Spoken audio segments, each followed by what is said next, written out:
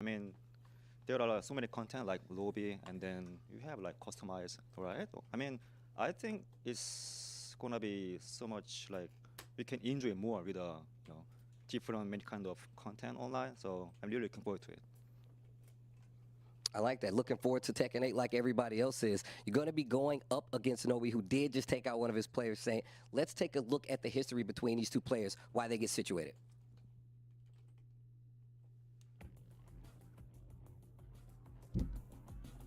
Raw and top 8 appearance for Nobi, you know, multiple years, and JDCR also has 2.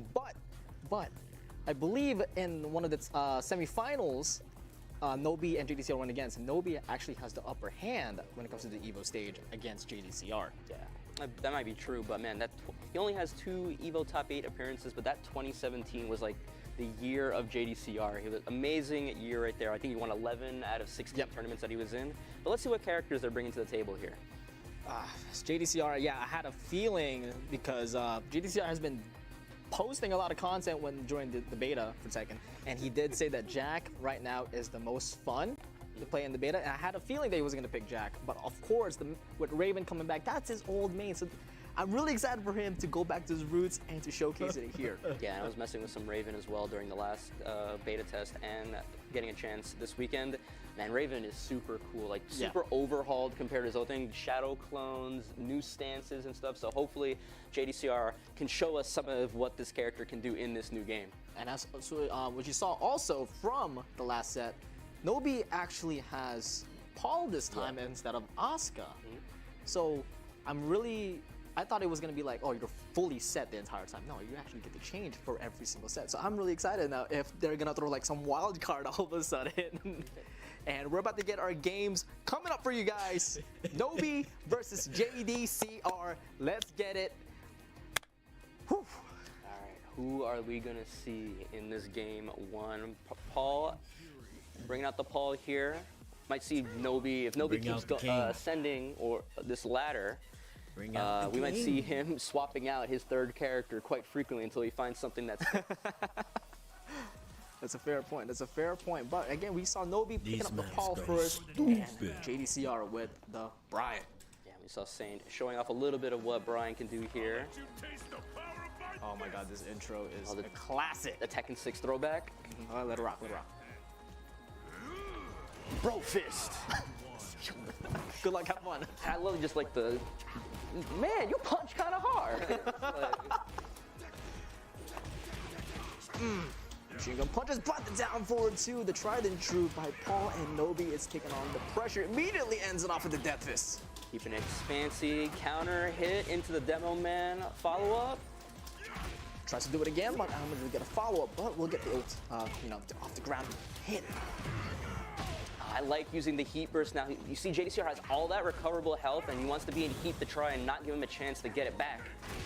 A nice low to end it off as Nobi takes the lead here. First round in. I think that's exactly the versatility of the heat system. Do you want to use it for a comeback? Do you want to use it to close it out? Do you just want to use it to kind of pressure somebody at the beginning of a round? Because you can use it whenever you want in a round, it's so versatile. Playing a little spacey, but the Strander kicks comes in. First one of the night. Won't be the last. Oh, trying to set up some Oki here. Spends it on the empowered Phoenix Smasher at the Heat Dash.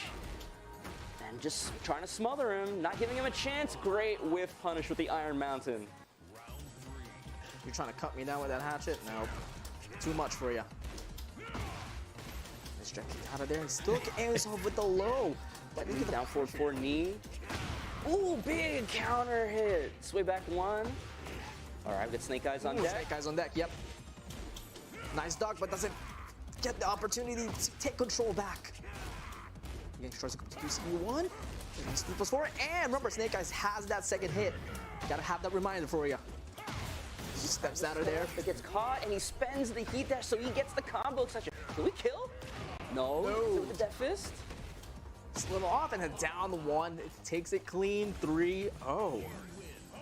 All right, the Paul working out better than the Asuka did previously, and now JDCR's decide the Jack 8 or the Raven. Which one is he gonna bring up to try and counter this Paul?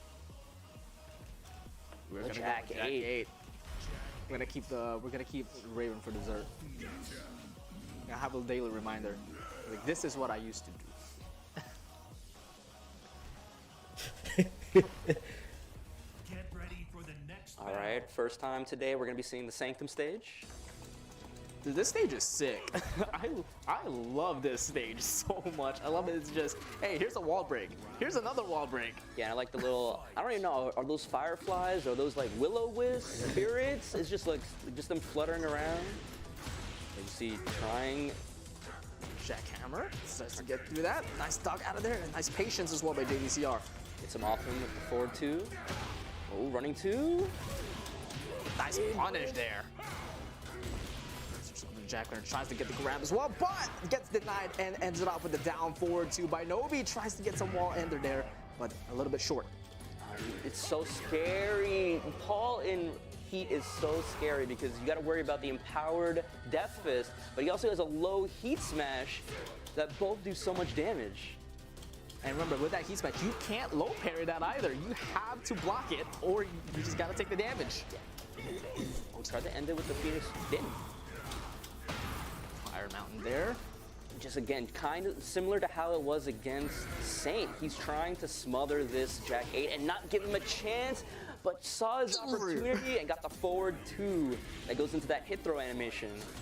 And a quick 2 rounds for this Nobi Paul. Are we gonna see another perfect game here for Nobi, taking 3 rounds straight again?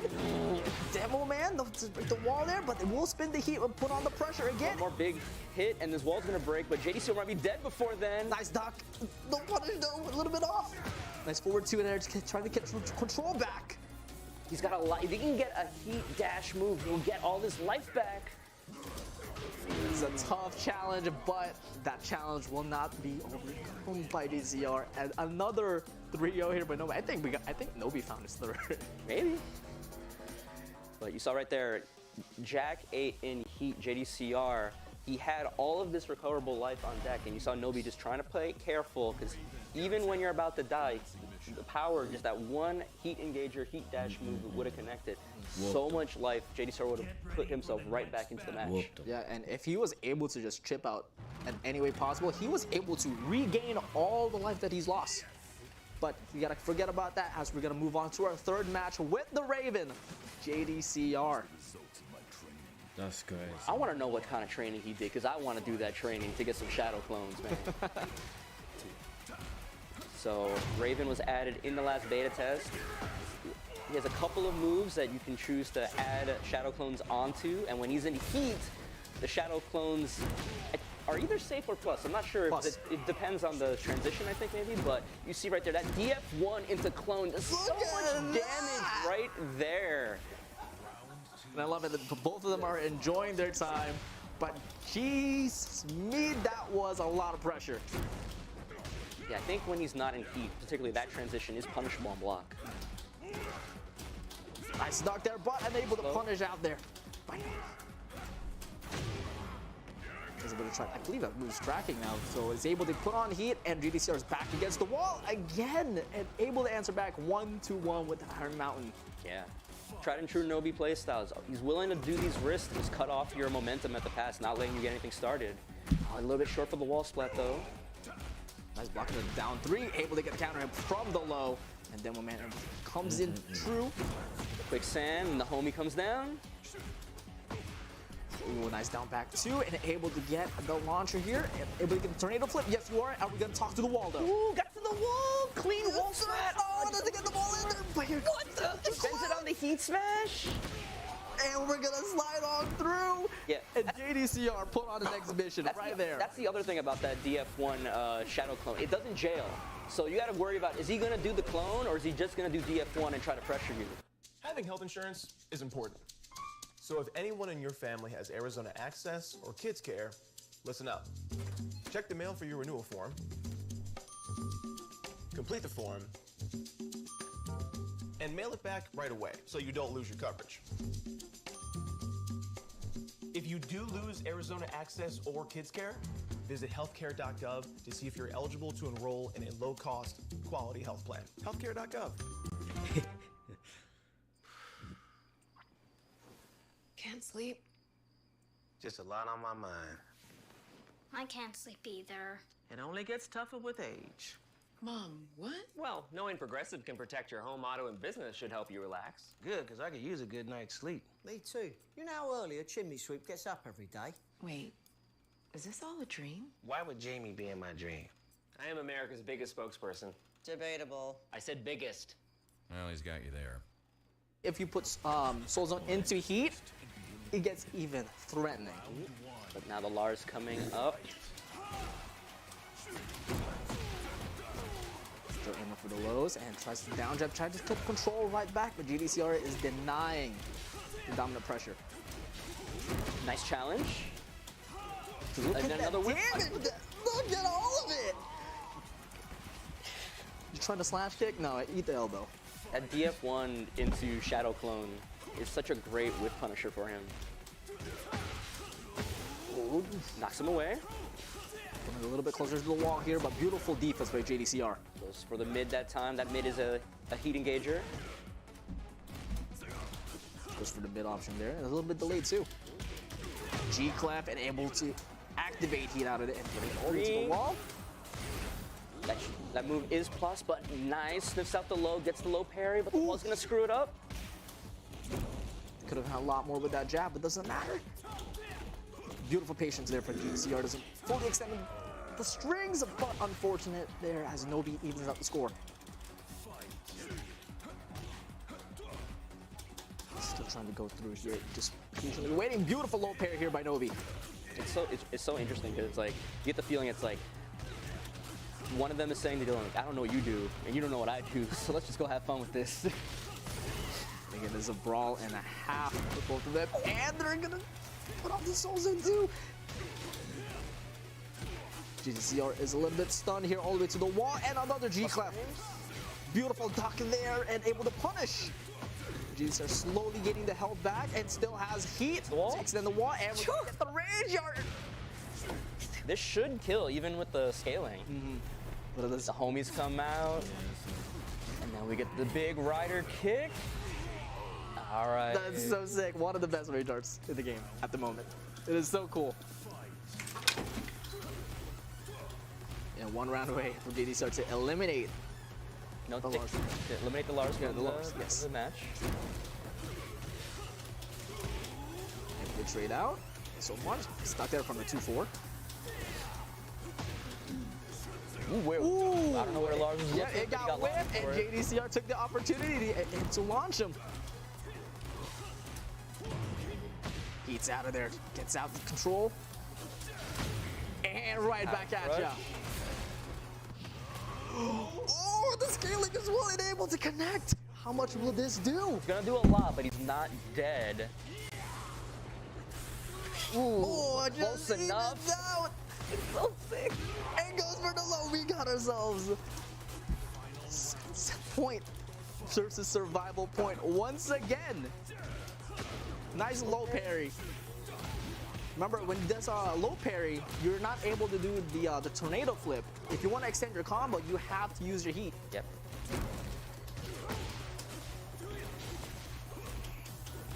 Able to interrupt the dynamic entry there from the stomp. These are playing. Let's grab out of there. Gets denied from the heat. Ooh! And just like that, as we were saying, if you're gonna use heat, do you want to go, you know, what's the aggressive? The down three that ended off as Nobi eliminates JDCR from the Tekken 8 showcase. Dude, why is Raven so sick? Hell, bro. My man was jumping, the one that jumped across the screen, hit the tech roll, and he was still back there like, no, I'm not.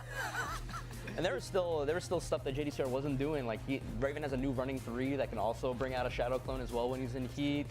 A lot of Soul Zone stuff. He can disappear. He can teleport out to the sky. But such an entertaining showcase of that new character in this game. I really like the fact that they get 3 characters to kind of show off with, and like even just seeing, you know, we saw the Lars, now we saw the Raven. The Raven going off is actually probably one of my favorite things that's already happened today. I can't wait to see what other characters they're actually going to pull out and what they're going to be able to do with them. Bro, the combos JDCR was hitting with Raven?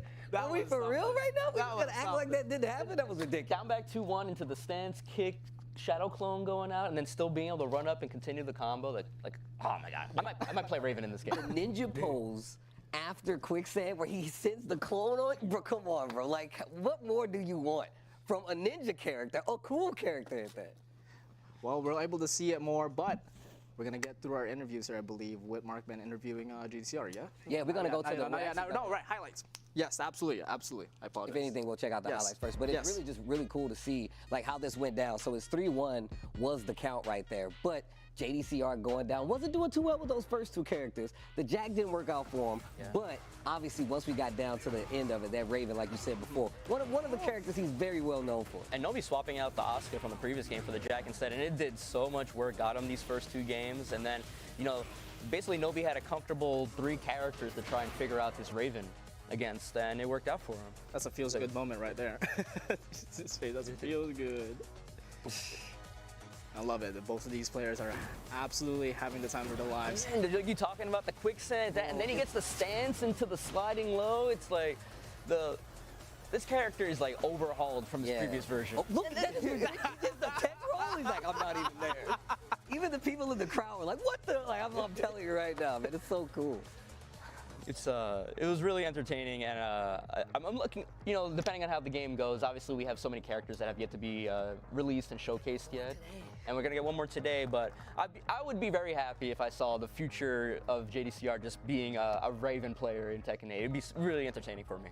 Well, I'm glad that we got to see JDCR play, but he will be going home. Mark Man has an interview with JDCR. Again, another big congratulations to Nobi as he moves on in the ladder here at the Evo Tekken 8 Showcase. I have JDCR with me. Unfortunately, you will be done for the competition. Talk to me. How did you feel about that matchup?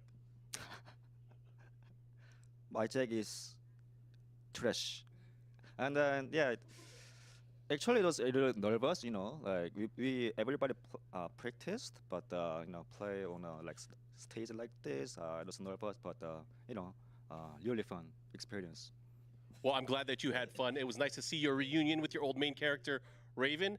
I got to ask you again, do you have a message then for the Tekken fans as you go into Tekken 8? Is there anything that you want to say to all the fans that are watching at home? Tekken 8 is so much different than Tekken 7. The one thing, again, what I really like about Tekken 8 is that, you know, we got, again, so many content like Ghost Battle, Lobby, Customize is amazing. And then also the game system is super interesting that you have like hit, right? So I think there will be a lot of like strategies and then depends on the players. And then so, yeah, it's gonna be interesting Tekken. I agree, and I look forward to watching you in Tekken 8. But of course, we are gonna go ahead and end our interview here, and we're gonna go back to Mr. Tasty Steve for some more Steve Splainin'.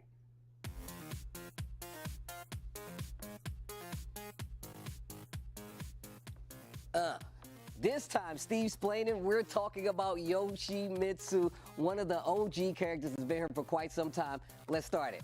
Yoshimitsu came into the game as what it said in my manual. He's a space ninja. Now, of course, he has been in every game since then outside of Tekken Revolution, but he's part of the Manji Party, which actually does these Robin Hood-esque kind of heists, steal and give to the poor. They've actually robbed the Zaibatsu quite a few times. Yoshimitsu's definitely going through some trials and tribulations, though, because he's got a sword that's obviously trying to take him over, that takes out the ill will spirits that he's currently taking down as a good guy, and he knows Dr. Boskanovich, and that is Steve Splainin'.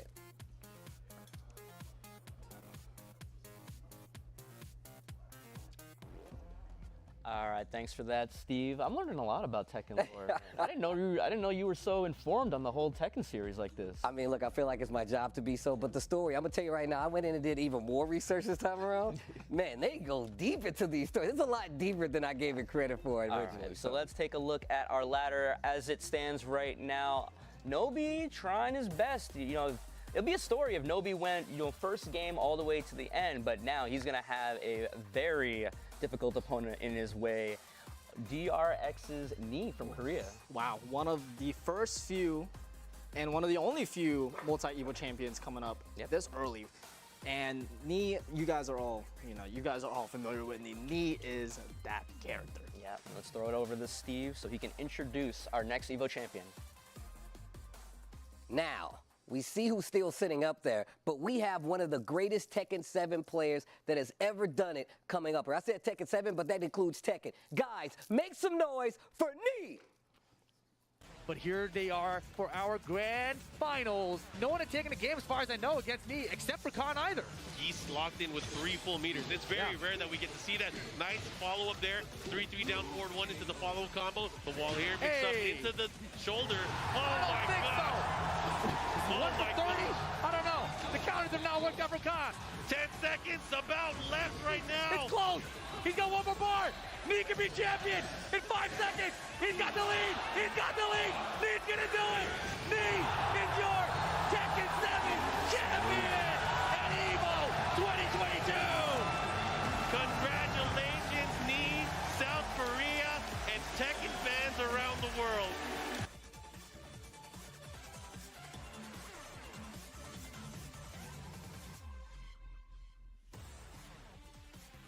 Yo, guys, make some noise for YEEEP. I know we got a small crowd in here, but make some noise for YEEEP. I said this before, but I'm sure it's already known that you're one of the greatest Tekken players ever. How does it feel to have your name in the history books for Tekken? 철권에서 그 이보 이기고 그 전부 다 이기는 거 그거 최고 선수를 사람들이 보니까 어떻게 생각했냐? 처음에는 그냥 이제 재미로 했던 이제 게임이 뭔가 인생의 거의 뭐 절반 이상을 이제 철권을 했는데 뭔가 이름을 남겼다는 게 굉장히 또 좀 기분이 좋고 또 많은 사람들이 또 응원해줘서 그게 또 좋습니다. He said that he only started playing for fun at the beginning, but seeing that everybody roots for him, and then his name being in the history books now, it's a big honor, and he's really thankful for everybody cheering him on. One of the coolest things ever. One of the coolest things ever. He does have his next match with an EVO champion already set up. So let's take a look at what it takes to get to a spot like this between these players. Steve, as Steve was alluding to in the interview, it's like it just feels like, that when I started the game 20 years ago, it felt like Knee was Tekken. Now Knee is Tekken, and honestly, I wouldn't be even surprised if 20 years later, Knee will be synonymous with Tekken. And deservingly so too. Like the legacy that he has built throughout the history of Tekken and the amount of trophies that he's had. What else more you can say, right? Yeah, it's like, this was the guy where it's like, at least for, EVO Vegas, it was just like, this had a bunch of top 8s, second places. It always felt like, you would say, it's like, man, Knee hasn't won a Tekken 7 for EVO yet, and it sounded ridiculous to say it out loud, right? I mean, if you put just the fact that, if you go to EVO, we've all been to EVO, Knee was the person to beat. Like, even when I wasn't there, it was like, yo, I'm trying to play and defeat Knee. Like, that's how important he's changed it, Yeah. And we'll see the tail of the tape right now with his stats. But like you said, so many EVO top, like right there. Jeez. There was only 2 years right there where he did not make a top 8 appearance in Las Vegas in 2017 and 2018, where it's like, it always felt like the cards just didn't fall right for him. And it was always like a second place or a third place or something like that. And until 2023 in EVO Las Vegas, it took him that long to finally hold that trophy. Look, it's a scary spot to be in when everybody is actually trying to defeat you, and it's really scary to say, oh, I have to defeat Knee. But let's look at the characters that these guys have selected so far in this 3v3 showcase here. All right, Nobi sticking with that Paul, but you see Knee, the Brian, no surprise there, the Paul, no surprise there. Going for the Raven, I actually had thought that maybe that would have been a Fang or something like that, but maybe you got inspired seeing JDCR do some stuff with that Raven earlier. I just want to see more Raven now. Like, I actually just want to see a lot more Raven. Not complaining at all. But yeah, as we were saying, we know Knee to have the plethora of characters. Every tournament he will always play a different kind of character. Yeah. But having those, the majority of the cast that he has, you have Fang, Brian, Paul. Yeah. It's all right there, but he tends to opt out to go for Raven. That is something. That is a treat. The thing is that's like so specific about Nee is that like, look, obviously it might not be applicable here, but like he's known, especially now, to like counterpick like the player, not even the character all the time. He's like, oh, I know how to deal with you, and then I'll do this. So even just seeing him in the beginning stages of something like this and how he's approaching an Evo champion, he knows how confident he is. So that's what I want to understand that. The man, I mean, the man has a Tekken God Omega for every character in Tekken 7. So he's collecting them like trading cards, man. So. Well, I guess we're gonna see who's gonna win here. Our next match, Nee versus Nobi, coming up. I really think that Nobi's gonna start out with the Paul once again. But what about Nee? No, going with the thing again. We're switching it up. He moves to the Raven. Yeah, look, he's going with the Raven. Nobi, you know, having a bunch of, I say a bunch of, but he got 3 games, a couple of games worth of experience from JDCR, so we'll see how Nee's take on this character is going to be. Yeah. But I'm ready to see some more Shadow clones. The momentum right now by Nobi is heavy right now. Like, he is on a high roll. All right, game 1, Nee versus Nobi. 2015 Evo champion versus 2022. It's down 2 there, immediately brawling out. There we go, full crouch off 1+4. It goes for the mid option, but Nee is not phased at all. Nice back combo to whip out. Yeah, and if anybody can know how to keep Nobi under control, make him behave, it's Nee. That calm, calculating style. Finds the spot right there with the Shadow Clone. Let's see what kind of combo we get here. Gets the clean wall splat, but not quite ready to convert the full wall combo. And Nobi trying to be a little cheeky with the back turn. Spending each other. Oh, I thought that heat burst might have whiffed there, but unfortunately not. Spends the homie. But doesn't matter. Able to bait that out and gets the first round in. Nee, well calculated there. Let's go for the back one there to get the pressure and the Kempo steps. The Kempo step 2 just being this big overhead. And not so cool. Not able to get the punish out of the crumpled low with the delayed hop kick, but we'll get the back one counter hit out of that. Nice duck out of the back one and beautiful duck again and put that down 2.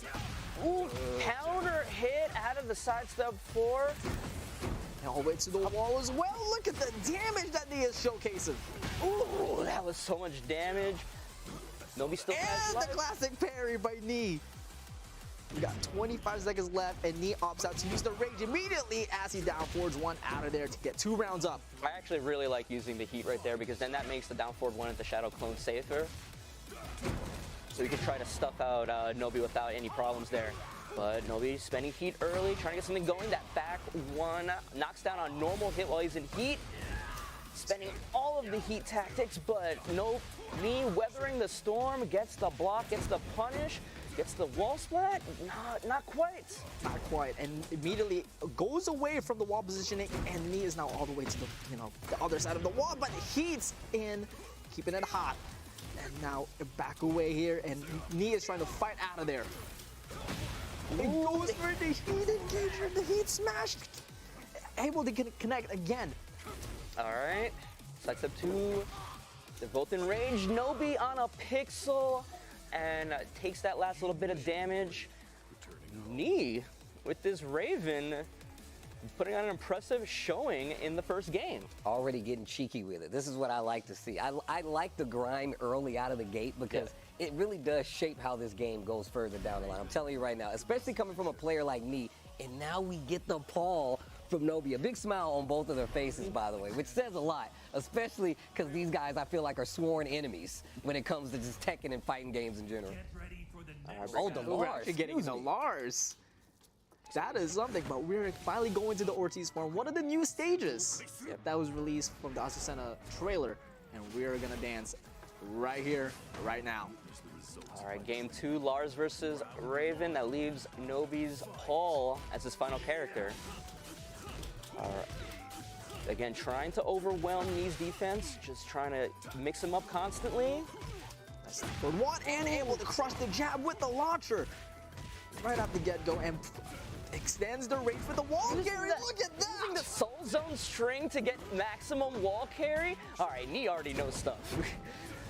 1, 2. And that Soul Zone 1 going into crouch dash, I didn't even know you could do that. I'm learning new stuff about this character that I was trying to mess with. As I was saying, the potential that these players are showing us is eye-opening, but that is one eye-opener right there with the first round here by Nobi. Yeah, Lars using the heat shoulder charge, try to force that final mix-up, working out. Tried to get the trade. Tried to convert off the trade, but no dice there. Down 4-1, down 4-1. Never wrong with that. Tries to get the plus frames there. Ooh, but the challenge with the 1-2-4. Nice duck. Punish. Oh, trade with the back 4. Get out of here, Llama. Then 2 rounds in, serving the dish right back out to Knee. Ooh, arc blast at the start. No dice. Nice block on the quicksand. We get the wall here. It's Lars, so probably. Yeah, all right, there we go. Ends it with the shoulder. He goes for the low slash kick. He's in the corner. He has to literally fight his way out of the corner right now, and Nobi does not want to let him. Trading heat burst back and forth. Powers through, but still able to block. Oh my God, what is happening right now? Gets the float combo. He still has heat, so he can make something happen here. Some pretty good health regained back, but will not get a follow-up from that launcher. He still has one last chance. He goes for the low. With Soul Zone. He still has that last little bit of heat, and it's finally out. They're both in rage. And the string into the uppercut takes it 1-1. That Raven is now eliminated from this match. We saw a lot of things that we never seen before. That was beautiful. Okay, so we're gonna get the Brian or the Paul. He's hovering the Brian. We're switching on the buttons as well. But we are gonna stick with the Brian. More control, and we go into like the new outfit on top of it. Yo, the Brian coming out, these guys are already swinging at each other. This is what I like to see. Next game, Brian versus Lars, the new Brian, the new Lars, Knee versus Nobi. Oh, he's got the classic Lars outfit on. Hey, remember this? Still throwing the girder. Remember that? Yep. Brought from T7 all the way with me. The more things change, the more things stay the same. Just like this outfit. Let's get 3+4. Nice step out of there, but we'll still go for the mid option. Goes back, trying to use that knee, and he's one of the ways that you can get Snake Eyes. You see right there. How's he gonna use it? Oh, does it opt out with the 3+4 too? Yeah, you can use it whenever you want. You don't have to use it, but classic frame trap from the Lars. He's gonna get the wall, spends the heat burst. Yep, it still gets a tornado flip out of there. So much damage right there, jeez. And ends it off with a heat smash. To the next round we go. Emphatic first round in this game 3. Again, gets the Snake Eyes early. Hatchet's out of there, trying to cut everything down slowly but surely. But Nobi is trying to negate that, and I see that Knee's trying to walk out of there. Some 3, no, that's fully extended to the G clef. Back 1, he's trying to get something going, but Nobi is so hard to pin down with this Lars. He's just dancing on him. Running 3 in the corner. Nice duck. Knee in rage. Starts the heat burst. He's trying to clinch this next round. Nice down. Nice down for to just negate the move that he's going to do. That's 3. Oh, the power. No, thank you. Get out of there with that. Woo. Like, just absorbing everything and still managing to make the power crush connect. Big orbital. Out of this world, and we're gonna over to the wall now. He doesn't have Snake Eyes, so he couldn't get the full.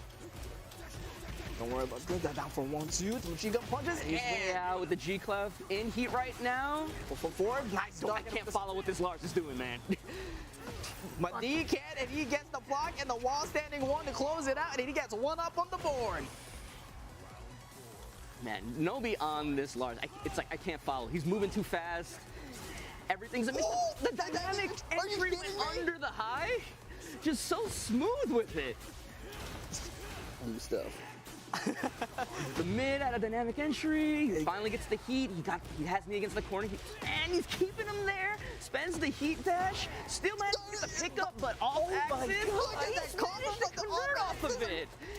Nobi is absolutely ready with this character.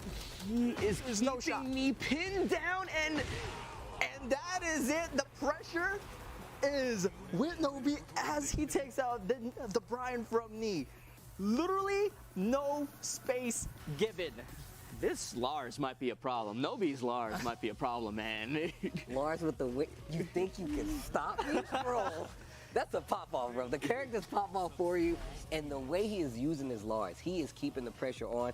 Everybody knows that the knee uses Brian. That's one of the characters everyone wants to see him use, but the way, the approach from Lars just seemed so oppressive. Like, it was so hard for him to get anything done.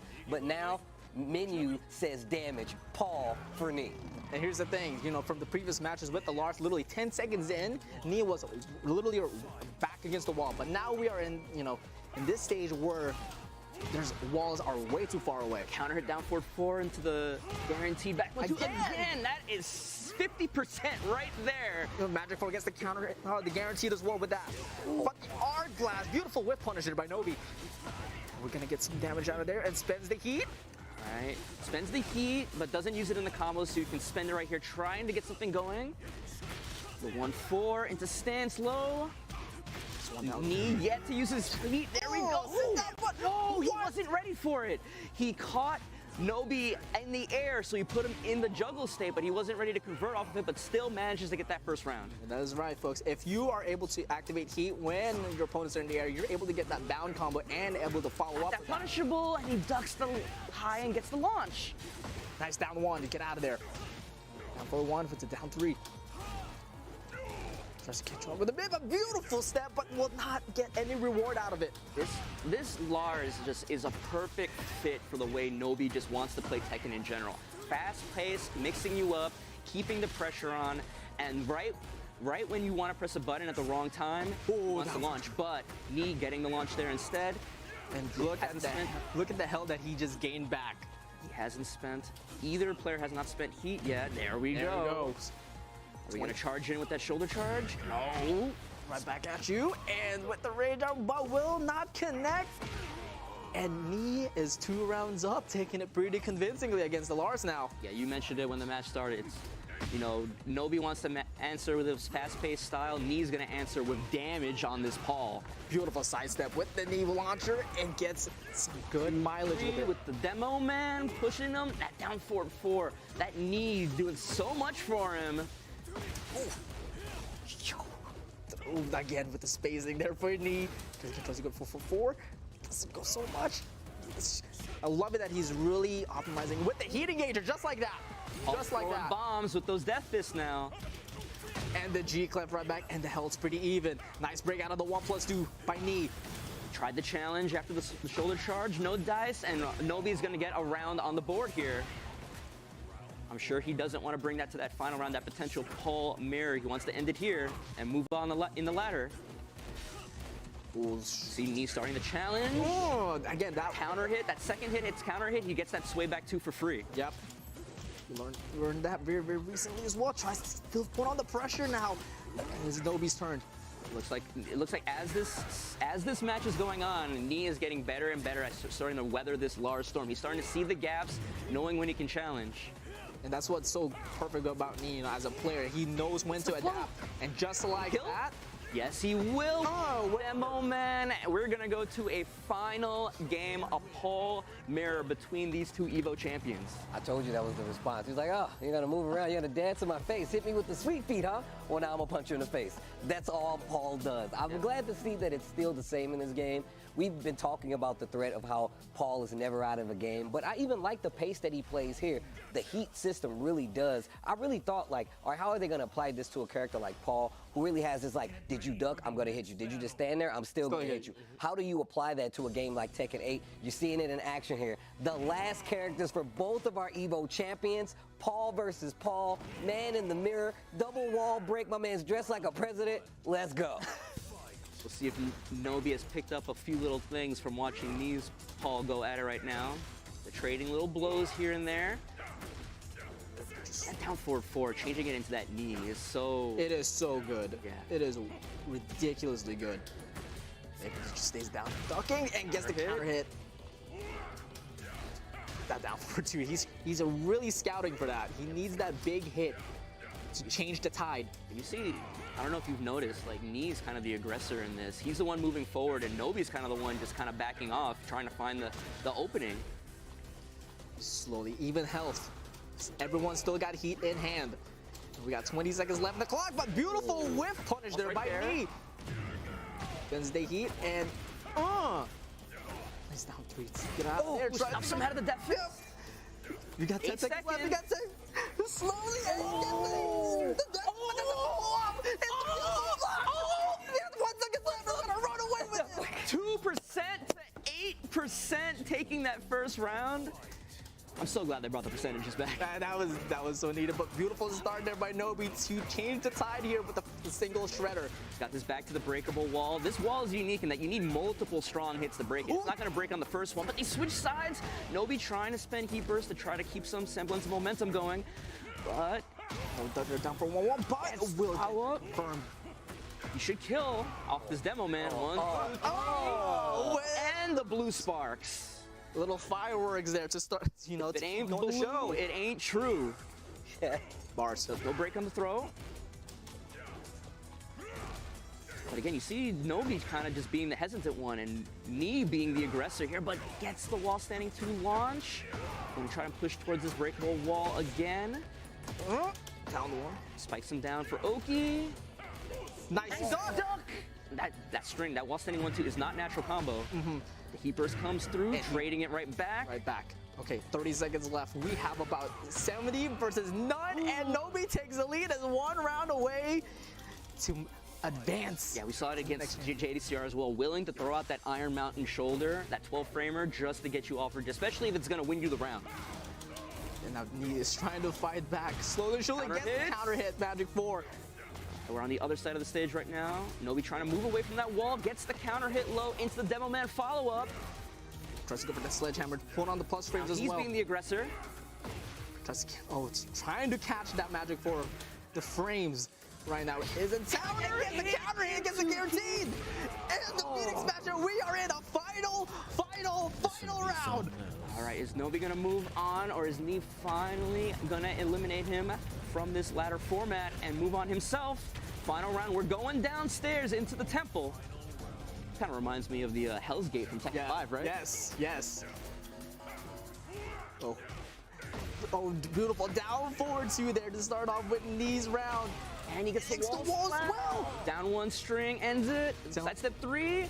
Half-life in the favor of Knee. Nobi trying to fight back with the wall to his back. One right back at you. But you already see that homing move, that new mid homing move they give him, and it goes over the low into the Demo Man. Breaks the wall. He wasn't ready for the wall breaking, but he's still in heat and spends the heat smash. And just like that, explosively, Knee finally eliminates Nobi from this ladder format. Bro. Look, it's a hard time for me not saying anything during those matches. First off, that stage is ridiculous. The song was crazy. But the match itself is something I feel like we need to look at.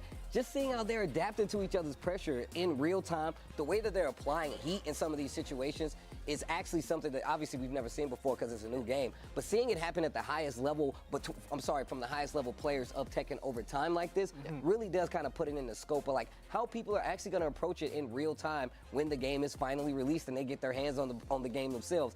But it's varies so much between the characters, like how Nobi approached it with Lars comparatively to Paul was different. Like obviously Lars is a lot faster, the offense is in his favor, but once they started getting to the all right, like who's gonna move first game, it really much felt like classic like Tekken. Like I'm like, what are we about to do right now? Let's take a look at the results of what we just saw there. 3-2 in favor of Knee, and man, that was an amazing set, but that's what you get when you see a player like Knee go up against Nobi. I mean, the matches here have been good, ridiculous, but let's go back to that first match, Fang versus Raven. Yeah, they're just bringing out so much interesting stuff with the Raven. I saw combos, that JDCR wasn't doing, like their little things. And then later on with the Lars, this version of Lars is a perfect pick for the way that Nobi wants to play Tekken. It's like, it gives me like the Steve reminder, bro. I feel like this is like he's always in your grill. He always wants you to like respect his space. And look how close he can get these small whip punishes and start his offense. It didn't work out though. He had it didn't work out. But that stage right there, I feel like if it was any other stage, that's a whole different story would have been told. Yeah, I think the big thing was like you saw when Paul came out against the Lars. A couple of key counter hits by Paul. You saw that down 4-4 counter hit knee into the guaranteed back 1-2. You eat a couple of those in a row, even Nobi's gonna want to behave. Look, man, like I said, Paul brings the damage and nothing less. And I like the fact that that was the last one. They're like, you know what? How am I going to do this? It's going to be Paul. But we have an interview with Nobi, who will be removed from the ladder. Let's take a listen. All right, of course, a big congratulations to Nee for moving on in the ladder here at the Tekken 8 EVO Showcase. I got to ask, you know what, Nobi, it looked like you had a lot of fun playing all those matches, defeating all those previous champions. How do you feel about the games that you played? 今のゲームは超楽しめたみたいですけど、今は感想を述べてください。めちゃめちゃアドレナリンが出てる。もう最高のゲームでした。He says there's so much adrenaline running through him. It's such a great game. Now, I got to ask you just an extra question because I really want to know personally as a fan, you were our first EVO champion. Which character are you looking forward to playing the most when the game comes out next year? ゲームが発売されてから一番やりたいキャラは誰でしょう？本当はドラグノフって言いたいんですけど、どうしてもビクターがかっこいいなと思ってるんで、まずビクターをメインキャラとして候補にしてます。So, of course, he really wants to play Dragunov, but the character called Victor, yeah, he's super looking forward to getting to see if he can put him into a main. Understood. Last question, of course, I just want to ask you, what is your message to the Tekken fans, everyone that's watching? So, みんな見てるファンへ何か言いたいことありますか？多分この後の試合もあると思うんですけど、これ見てもらって楽しくないって思うはずがみんな絶対ないと思うんで、少しでも面白いなって思ったら皆さんぜひ鉄拳8プレイしてみてください。So everybody who watched this game and did the favor of watching him play, he thinks you probably don't think that it's not a fun game. He's sure that you are a little bit excited for it. So he just wants everyone to try it out and have a fun time themselves, just like he got to do today. Awesome. Well, thank you, Nobi. Thank you, Peter, for coming here to the EVO Showcase event. We're going to throw it to our friend Tasty Steve because he's got some splaining to do.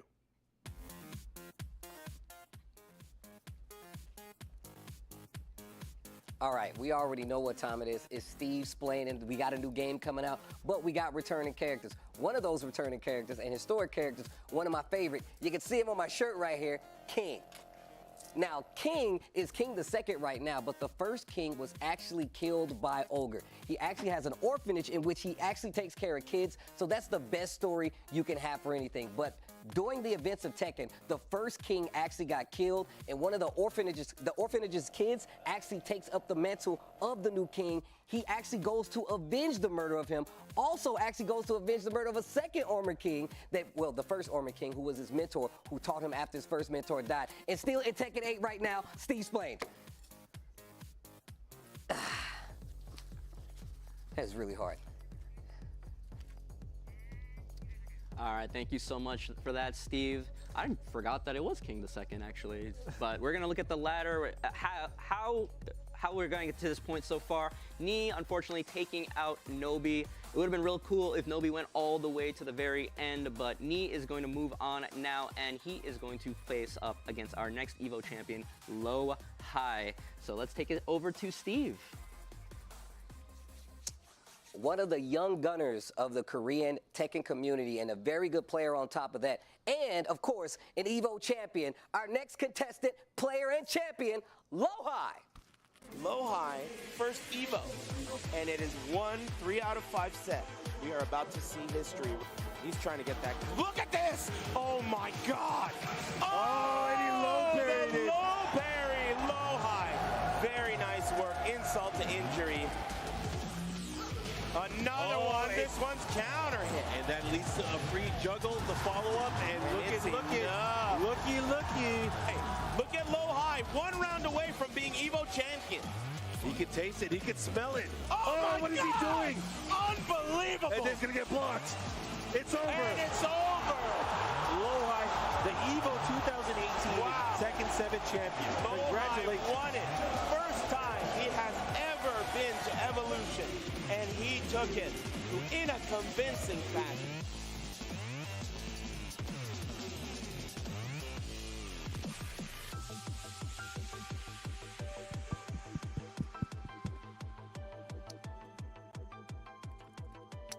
Lohai, one of the young upcoming players. I just have a couple of questions before he gets to play knee, and this goes right in line to it. How does it feel to be one of the strongest newcoming players out of Korea? 새로운 선수니까 새로운 플레이어니까 기분이 어떠네요. 이렇게 크게 높게 갈 수 있는 거. 사실 제가 그렇게 어린 나이는 아닌데 이제 제가 어렸을 때 아케이드 센터에서 같이 게임했던 그 당시에 이제 최정상에 있던 선수들이랑 이렇게 같이 경기를 할 수 있게 되어가지고 굉장히 영광스럽습니다.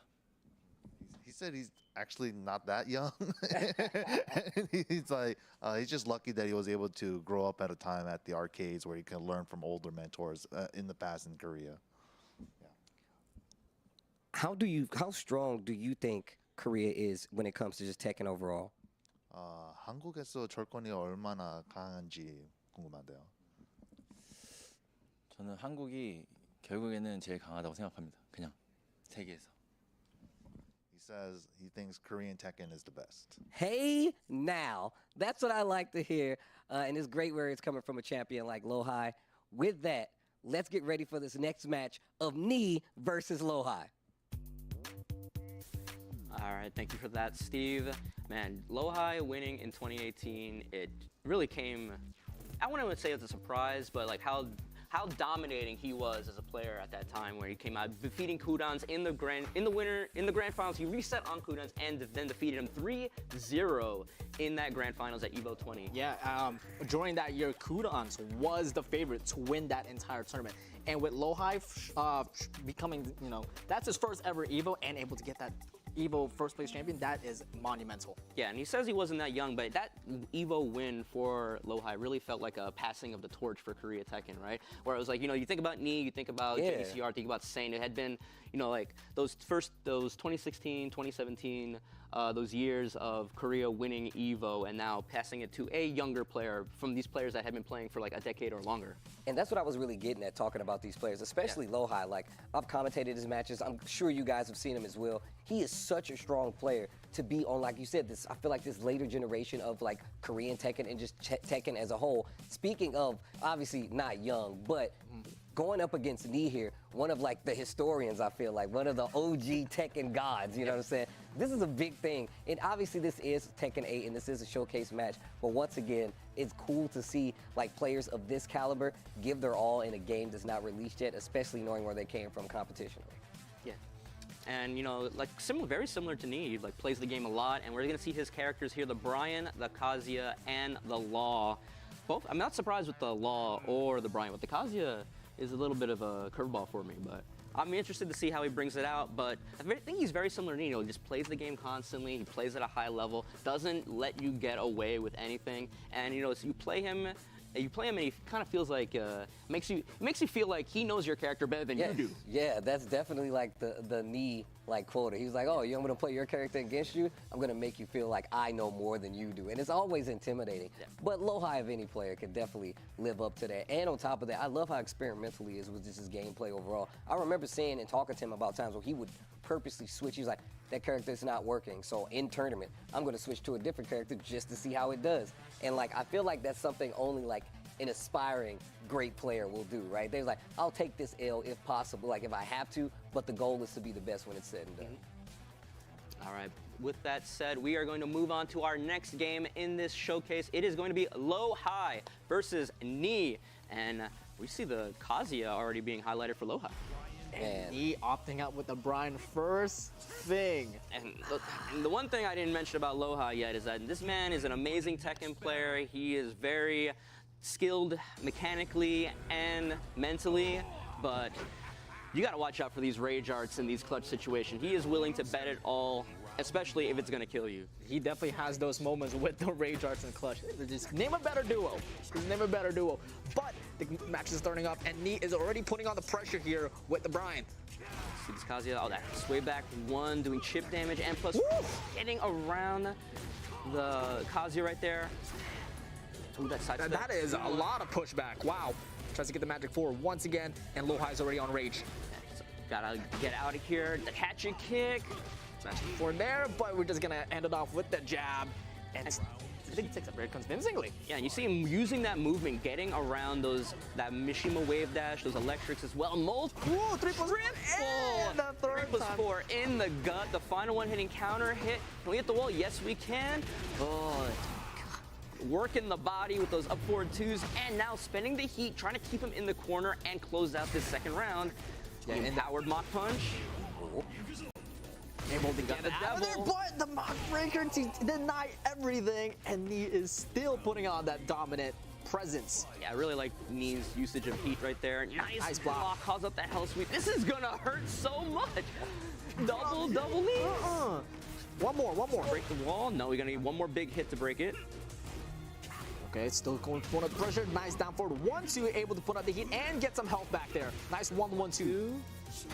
Sweep, and with heat, Blaze able to get Heaven's Gate out of that. Now Knee's in the corner. He's gonna try to fight away. You see the little sidestep left, trying to get away from the wall, and the counter hit 3+4 comes in.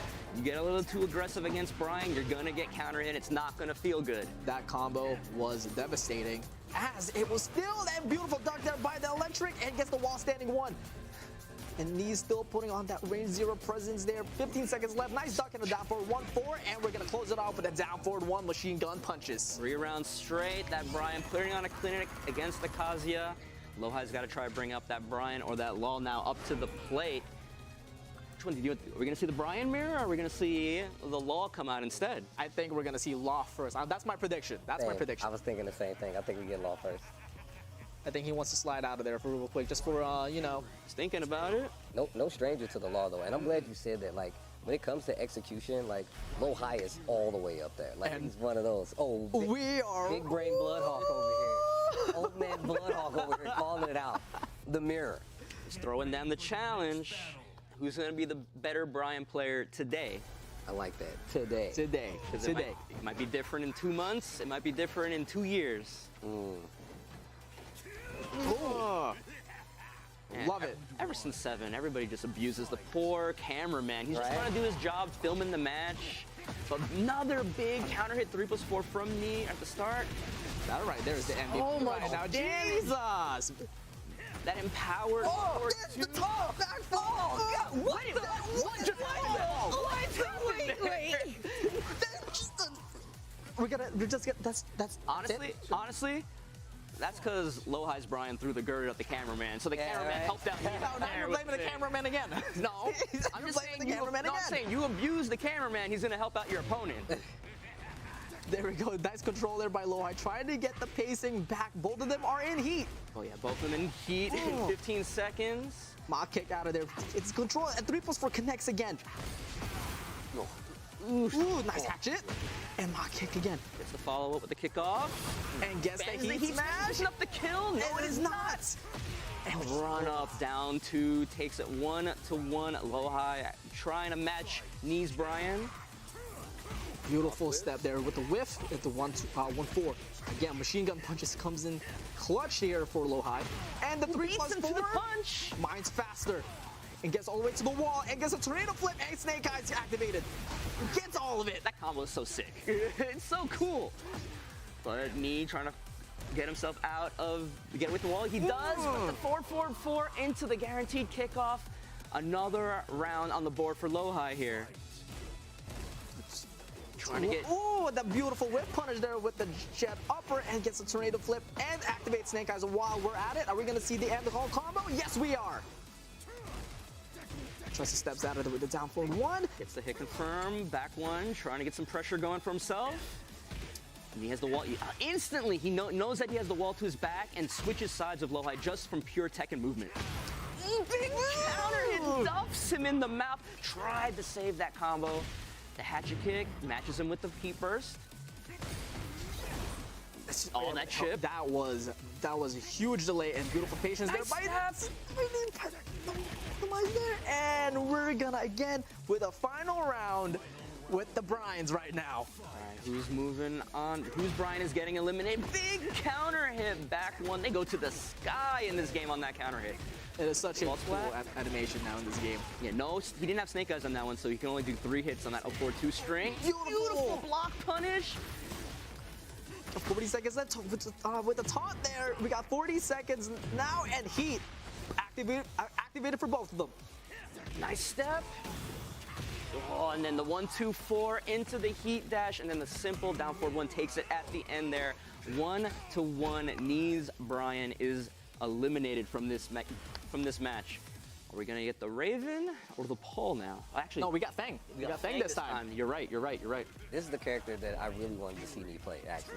Especially after talking to Bloodhog last night about some of the changes to Fang. I'm like, excuse me? And we saw a little bit of that today. Some of the back turn issues, options that he has now, but that's going to be the next one. And that's Fang versus exactly Brian. what we're going to get. Yeah, that back turn 2 being an armor move, and then while he's in heat, getting that big jumping stomp, jumps to the sky, comes down, and if there was a move that gave frame advantage, that is definitely going to be one of them. There's a lot of those for Fang. There's a lot, but here we go. We're going to showcase that. That new move right there. Shifting Clouds 2. It is menacing. He's going to down forward 3 there with a tornado flip. And shoulder to end it off. That new, I think it's a 4-3-2. Yeah, 4-3-2 now. Yeah. That's a new end there instead of the 1-3s to shoulder. Back Kempo 1 heat engager. Big That stomp right there. coming out. Eat this frame advantage, but low high sniffs out the mix up, gets the big fisherman slam, switches sides, tries to get another big jumping stomp. This time the low works out. We get some wall carry. How far are we gonna get here? Three quarters of the stage, not that bad. Nice patience there. Again with the back one, no counter hit this time though. But beautiful defense now for every Pokemon right up against the back four, doesn't get the follow off of it. 4-2-1, nothing. And nice side step 1. And I was gonna say he's in heat, but he gets the wall splat off that side step 2-1. I believe the second hit on that string is high, so you have to be ready to hit confirm it. 4-3 there. Oh, he jabbed out of there. So that's a little bit note there. You remember? Yeah, you saw just a quick twitch duck made that second hit whip. Runs up, down 3. Nice block there with the down 2. Oh, baits out the orbital. Wasn't in a position. Couldn't get a conversion off the second hit of the windmills. Look at this dominant pressure right now by Low High. Still trying to get control. Nice hatchet. Counter hit. Doesn't matter. He went to the sky on that counter hit while standing 2. Shoulder. And the shoulder ender.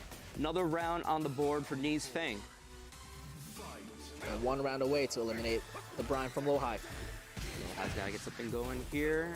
Ooh, that's a good start with the counter hit 3+4. Are we gonna break the balcony? Possibly. No, we're it not. for later. Oh, there we go. Back forward. That's a little bit too far. Trade.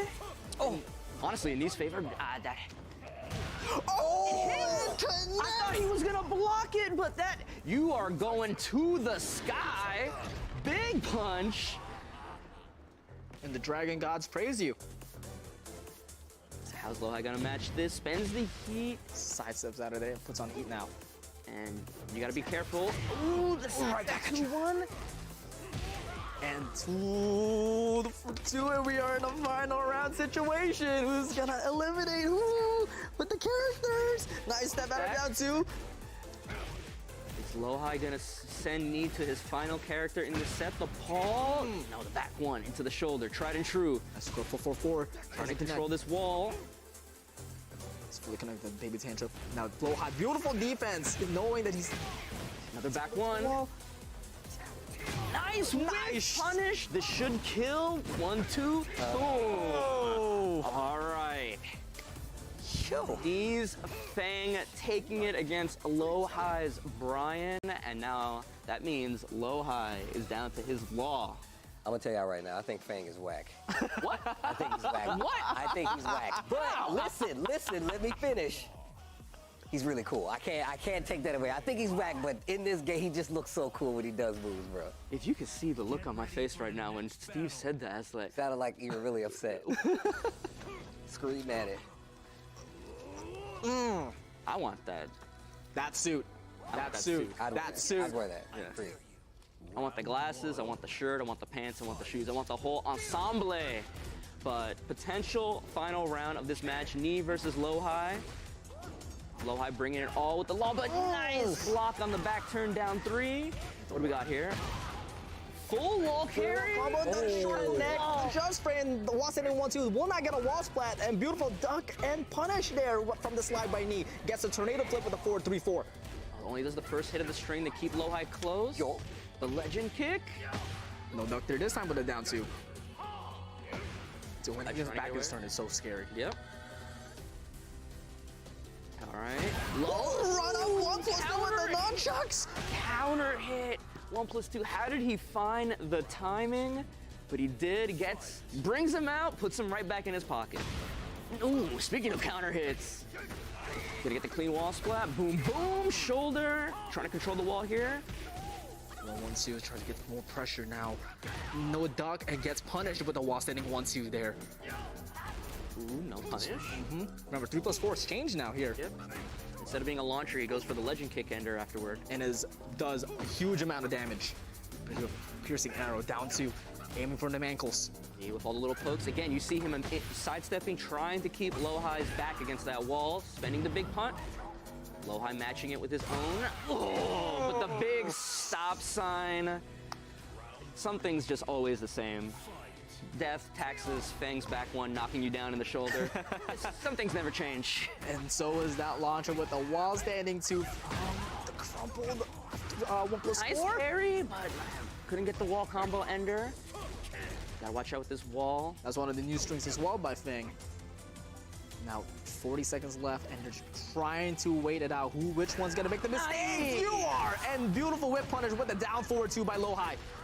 Legend kick with the blue sparks as well to add a little style. Just slowly, beautiful duck with the down two, and Lohai takes the lead. Man, those moments when nothing's happening, but one person is just trying to find that one opportunity, and the other person's not trying not to give to him. Lohai with the DF2 launch, gonna get the clean wall split this time. Boom with the dragon cannon ender. Doesn't get the wall break though, just a little low wall splat, but does have great wall positioning. Ooh, the sidestep on the down back three.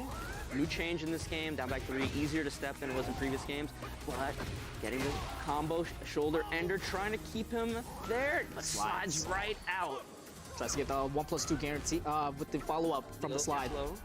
Nice punish. 4-3, no wall splat, down back three. Counter hitted him with the low out of the heat burst, but does it again, trying to get something going here. No punish on the nunchucks. Oh, goes for the low this time. Can he keep going? He's got one more chance here, but no, he steps out of there. He tried to do the charge up, 4-4, 3+4, but Lohai not giving it to him. Clean sidewalk out of the wall, and we're gonna get to final game here. Dude, Law's too cool in this game, bro. The outfit, like the moves, like just everything, man. This game, bro, he looks so sick, dude. This game is actually the first time I actually ever tried Law seriously, and I regret it. Like, this character is fun. Speaking of, bro, we get the special intro, dude. Another one. Dressed up for occasion.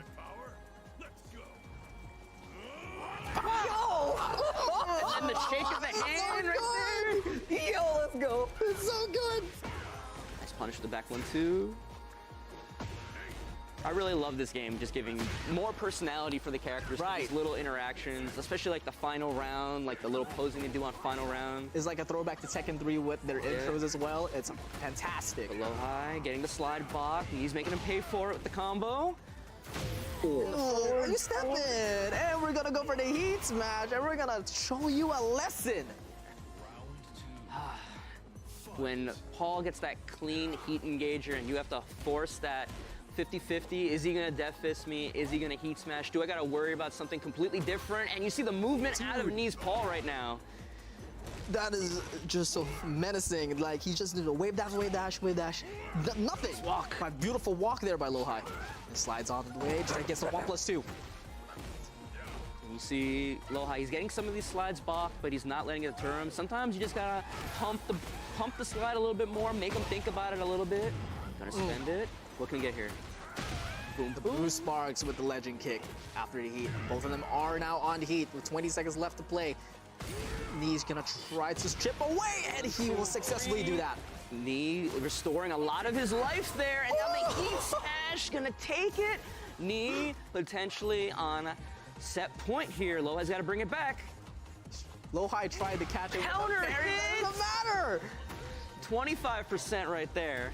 Beautiful block there from the low. And Nice then another quick 50% in 10 seconds from Knees Paul. Will this be all Lohai wrote for this showcase? A little late on the punish. trying the heat burst, trying to get something going here. Beautiful defense. Once again, spends the heat smash. Low high, he's got rage here. One thing that I don't think we've talked about is when you hit somebody with a rage art, it takes away all of their recoverable health. So if you can poke down knee enough and get that rage art on, you can even it up, but looking real good. Triple death fists out of knees, Paul, and just like that, he is going to move on, and Lohai is going to be eliminated from today's ladder showcase. Man, great matches all around, though. I'm going to tell you right now. It's been going incrementally up in, like, hype, and just, like, the matches getting more and more tense as we get, like, higher in this ladder. As we get to the end of this ladder on top of it. But that's why I said, man, Lohai is definitely one of the newer, and I say newer as this is the next generation of Tekken players who's going to be here for a while playing this game. And it's just great to see him go up against a player like me, especially this early in the game's life cycle. Yeah, you can only imagine that's going to be the first of many times that those two are going to meet each other in this game going forward, right? And wow, what, like, that's just a teaser of what we're going to see, and it's crazy. I was like, it's already this hype. What are we supposed to expect when the full thing's out, right? We might see that matchup, that might be a future Tekken 8 Evo top 8 in the making. I mean, if you think about like what's happening here in this showcase, it's a ladder showcase of all the previous champions, right? So obviously, this could be like a top 8 of any future tournament, you know what I'm saying, of an EVO, a TWT, LCQ, or whatever the case. Let's take a look at the replay from the last game, Lohai versus Knee. Yeah, he's Kazuya from Lohai, not really getting a chance, and then matching him with the Brian versus the Brian. We saw right there with the crazy resplat, and Knee having the presence of mind to still be ready for his combo. That would have thrown me off. And then bringing out we saw the Law and then the Paul being the final match between those two. Really great stuff from the two. I mean, just seeing Lohai play a character like Law just really does a lot. But Lohai going home, Markman has an interview with him right now. Congratulations to Knee. Of course, an amazing showcase from both of these players, both Lohai and Knee. Lohai, unfortunately, you will not be able to move on in the competition, but I do have a few questions for you. Which character are you looking forward to in Tekken 8? I think you had a lot of fun the way we were watching you play, but I want to know who you're looking forward to playing the most. 무슨 캐릭터 제일 쓰고 싶은지 초반에 나올 때. 스티브가 가장 기대되는데 그 이유가 이제 플레이보다는 정식 발매됐을 때 얼굴이 어떻게 바뀔지. He said he wants to play the Steve the most, but something about his face. Okay. You know, I feel really weird sandwiched by Steve players here. I do want to ask a few more questions for you as well. What does it mean for you to be here representing really not only Korea, but also just as a Tekken champion? What do you want to do moving forward as a Tekken champion and kind of as an ambassador for the game? 철권에 나올 때 이거 이보 챔피언이니까 벌써 철권에 1대 뭐 하고 싶은지. 저는 이제 플레이어로서 제 스스로가 믿는 게 있는 게 자기만 열심히 잘하면 강해질 수 있다고 생각을 하거든요. 이제 재능 이런 걸 떠나서 그렇기 때문에 철권 A 때도 똑같이 계속 열심히 해가지고 지금처럼 이렇게 강한 선수들과 같이 대결할 수 있게 유지를 하도록 하고 싶습니다.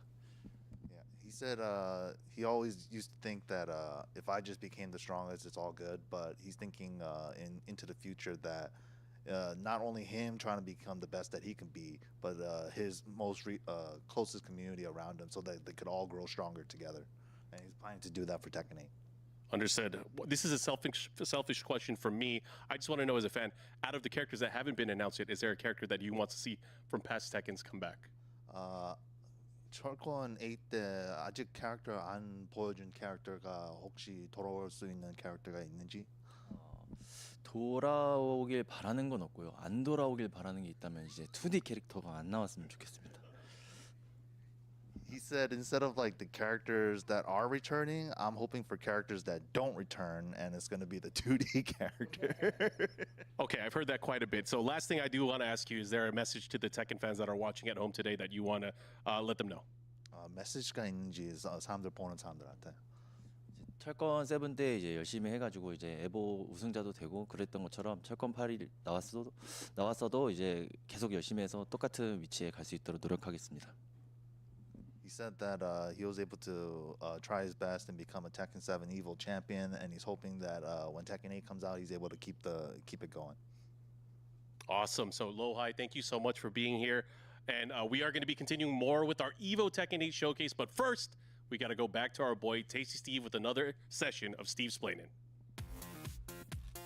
This time, we're going to Raven.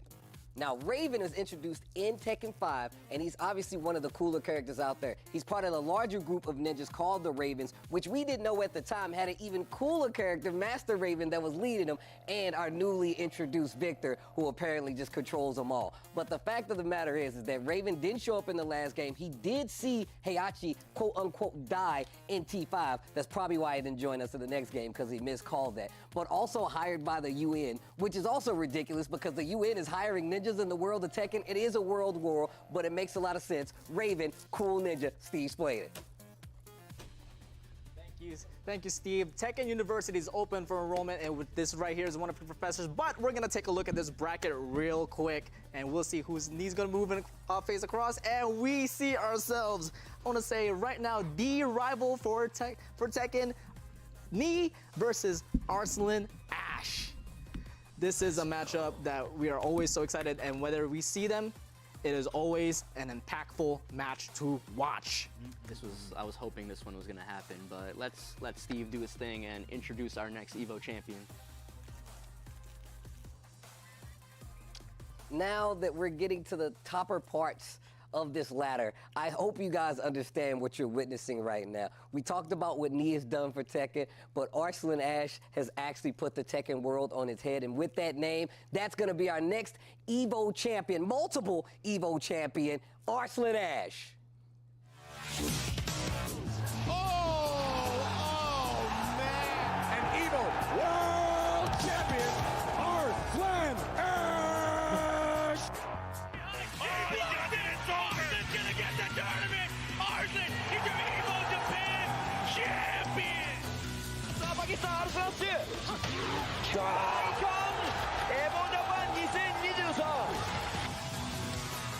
With a commanding lead. Oh my goodness. This is looking like beatdown. Now, can Al find a way back in? I don't think so. Arslan Ash up 2-0. One game away from winning yet another Evo title in Tekken 7. Survived the rain drive attempt. It seemed to never, but there it is. Arslan Ash is your Tekken 7 champion. Make some noise for your Evo 2023 Tekken 7 champion for the fourth time.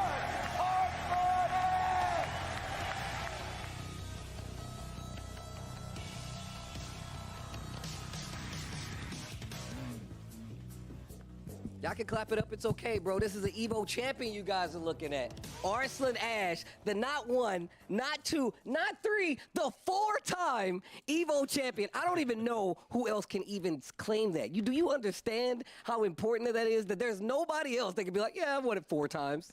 Yeah, it's a dream, I think. I think it's a dream. I think I'm living a dream, you know. Yeah, it feels so so good to even realize that I have won 4 times. Yeah. So I want to ask you this, and I haven't asked you this before, but I feel like I know the answer. Who is your rival in Tekken 7? If somebody was like, yeah, dude, this is my person this is my strongest rival. Who is your Arslan Ash's rival? I think there are a few. One of them is definitely is Knee. And I do actually consider Atif, and yeah, I think these 2, I guess. So, last question, and I'm gonna let you get to your video games, right? I'm gonna let you get to the fighting. What character would you like to see come back in Tekken 8? I think I really wanted Jun to come back in Tekken 8, and she's back. From past characters, I think. I don't want anybody else. Nobody else? Not Armor King? No Armor King. What? All right, you know what? I thought we were friends. I can't believe you, Arslan Ash. With that being said, let's take a look back at these 2 competitors that you're about to see play. No Armor King? No, that's crazy, bro. Oh, man, I love that character.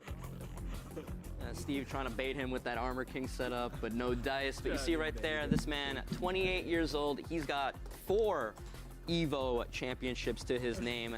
And the other part of that is that he won, Evo Japan and Evo in 2019 and 23. He won both Evos in both of those years. Amazing player. And he was responsible for putting Pakistan as a Tekken region, a Tekken powerhouse region on the map. I literally tell him all the time, like, do you realize that you've changed the scope of like Tekken, not just like, you know what I'm saying, just fighting games. Just to put his region on the map like that, it inspires a lot of people from that region and just all over to want to like stand up and do the same. And this is the fact that he's able to compete, defeat, and play with a player like Nee. All right, I'm not actually surprised by any of these character choices right here. You got the Jun, as he was talking about in the interview, the Nina that he's said in the past that he loves playing that character as well, and the Azucena coming up. But Nee, on the other hand, swapping out the Raven for the Jack 8 this time. Any thoughts on that? Actually, that's quite surprising. You know, we're coming up the rivalry. I thought that he was gonna bring up the A game. You know, sticking with the Raven or the Brian but we're gonna stick with the Jack. But the Azucena finally having the moment to shine in this showcase. Well, I mean, look, we're gonna get an opportunity to see it with our very own eyes. These guys are ready. Arslan Ash versus Nee is our next match. This is gonna be a good one. Let's take it to the games. And we're gonna ride through it. I guess what you said earlier, Arslan is responsible, you know, for waking up the sleeping giant called Pakistan, and I'm so excited what's coming up with Tekken. Speaking of waking up, we got the Coffee Queen on deck, Azucena. See what they can do against Nee's Jack 8. Just go for the Jackhammer immediately. We'll see if this character kind of just custom built for the Tekken 8 system, right? You do the heat. She's got a Liberator stance that allows her to avoid highs and lows. She's got great damage. You got that running 3-2 that can be a problem, especially for a character like Jack that might not be good at sidestepping it. That down forward 2 reached all the way from downtown, and we're gonna dance right on through, showing the new moves as well. A wall running 3-2 is a problem. That is a mid-high, and it jails. And trading the heat burst back and forth. And you see right there showing off the Jack 8 when he's in heat or gamma charge. That punch becomes a guard break, and then cashing it out for the heat smash right away to take that first round. Beautiful defense there by Nia as well. But we got the down forward 2 on my own, and we're gonna go carry all the way to the wall just a little bit. Has a really good wall presence now. I'm really hoping you see it in the background, that fence. I'm really hoping we break that and we can show off a little bit more of what this stage has to offer. We got that lower level, and then that lower level has a breakable floor. But Arslan getting the launch here, spending the heat burst. How are we gonna do this thing? Yes, we are. Boom, boom, boom. And now we're gonna dash in with Liberator maybe? No, the running 3-2. I think we're gonna see that move a lot. You're probably right. It is such a good move. Punch on the string. Jackhammer, not that back turn 3, that jumping low, if that hits counter hit, she can get a free crouch throw, and her crouch throw can put her into heat. Yes, you're absolutely right. And speaking of heat, Nee's activated his own, but he does get whiffed. We're gonna see the guard break again. No, we're not. Liberator 1+2 launcher. Double low into the mid, and we still got the tornado flip. Are we gonna go into the wall? Yes, we are, but doesn't get the right wall splat. He's trying to get the control back. And gets the heat smash to end it off. It's 2-1. We get a 1-1. We're boxing here, and he's trying to get the control right back. You've seen those back turn stances. Tried to go into Liberator, but a little bit too slow. Beautiful duck there with the 1-4-1. Big boot. 1-2, 1-2. No dice there with the down 4-2. Punish on the launch. Trying to pressure that life bar of Arslan. Jumps over the low, and still beautiful block there. Nice heat. What are we gonna do? Trades it right back. Anti-air and bringing down the machinery. Final round, game 1 between Jack 8 and Azucena. Nee versus Arslan Ash. Beautiful tuck and punish. Jackhammer put it on the no, not so quite. Not so quite. Yeah, it's like that. Oh, that is a hit grab low. Yeah, hit grab low, and block that throw. Yeah, if once you do block the low, damage. yeah, you actually damage her. It is such a cool concept. On the wall running 3-2, tried and true with the MVP as always. It's, you know, like me trying to be cautious, not wanting to run into anything from this new character, but the problem is you give her that space, that's the perfect spacing for her to just run back in with that running 3-2. Bro, And you see Arslan's face when we cut back. Nothing but teeth. Nothing but teeth. My man's having a good time over there. a lot of these players today have just having fun, just been all smiles playing. As it should, right? As it should. Like, this is it. Tekken 8. This is what it right does. there, bro. We're literally right there. It's almost time for the next battle, bro. So close. All right, Knee bringing out the Paul right now for the Azucena. Because Paul better movement than Jag, better sidestep. One thing that you can do to deal with that really oppressive running 3-2 is that you can it's a mid-high, but it jails. You can sidestep the first hit and then duck the second one. I don't think Jack could do that. I'm sure Paul can. I agree with you. I think Paul has quite the better movement here, but and with punished.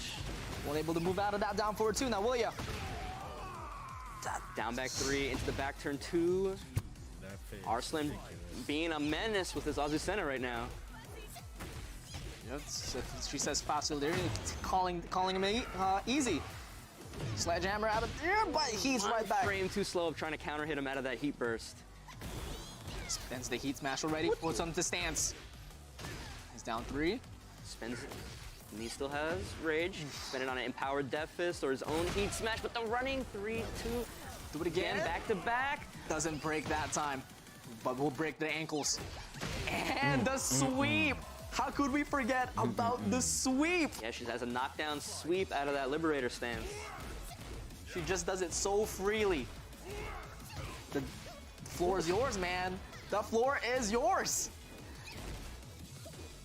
Knee is just trying to find his way, trying to get, trying to take the momentum right back, but Arslan is not giving any space. And he's doing a really good job of sweeping in between both the Liberator stance and the back turn options as well. Now spending the heat, trying to get off of me. That's what happens if you break it. You just kick her, just get off me. And speaking of get off me, I'm gonna just dish it right back with you with that heat smash, taking a 3-0. Yeah. Guys, this is the first time we've seen in the book is that someone has a 2-0 lead on someone. Yeah, the Azucena doing a really good job. Need to go, man. Let's work. And we got the Fang on the last he knows she moment. too strong. Arslan Ash up 2. It's really amazing of him, just like, the short time of these players being able to practice, him being able to pick up so much of this character really, just sort of showing why a multi-time EVO champion. There's a reason why. I'm just gonna dance through freely, and this is where I am right now. Mentally. All right, the Fang coming out. Knee's final character. Can he make the full comeback here? If he beats Arslan's ass Azucena, he still has to deal with the Nina Williams and the Jun Kazama. And both of those in Arslan's hands, not an easy time for anyone, really. Yeah, I've played a little bit of Arslan's Nina the other day, and it is oppressive. Yeah, it is. That's the best way of saying it. Yeah, it is hard to get away from that character. But Arslan putting another round on the board here. He's having a really rough time. And gets the trade and able to get the combo out of it. Are we gonna go downstairs? Beautiful conversion. No, we got a combo video going on right here. The shoulders out of there, but no launch punish, but we'll get something. And he's 2 rounds up and is 1 round away to have a clean sweep to take Knee out. And Arslan still not taking his foot off the gas here the whole time.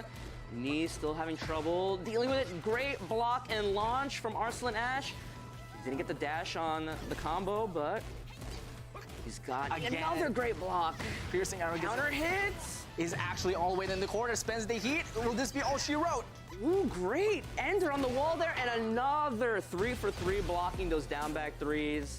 Azucena pulling dividends for Arslan right there. Great showcase of that character. You should have saw the look on Arslan's face. Lets you know he was doing the grimiest thing possible. It was like, and now I'm gonna do a tricky low.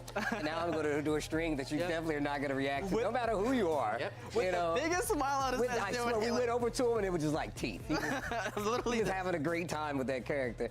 And she's actually really a cool character. You talked about how she can dodge like the highs and the lows. That really does set like the tone for a character like this.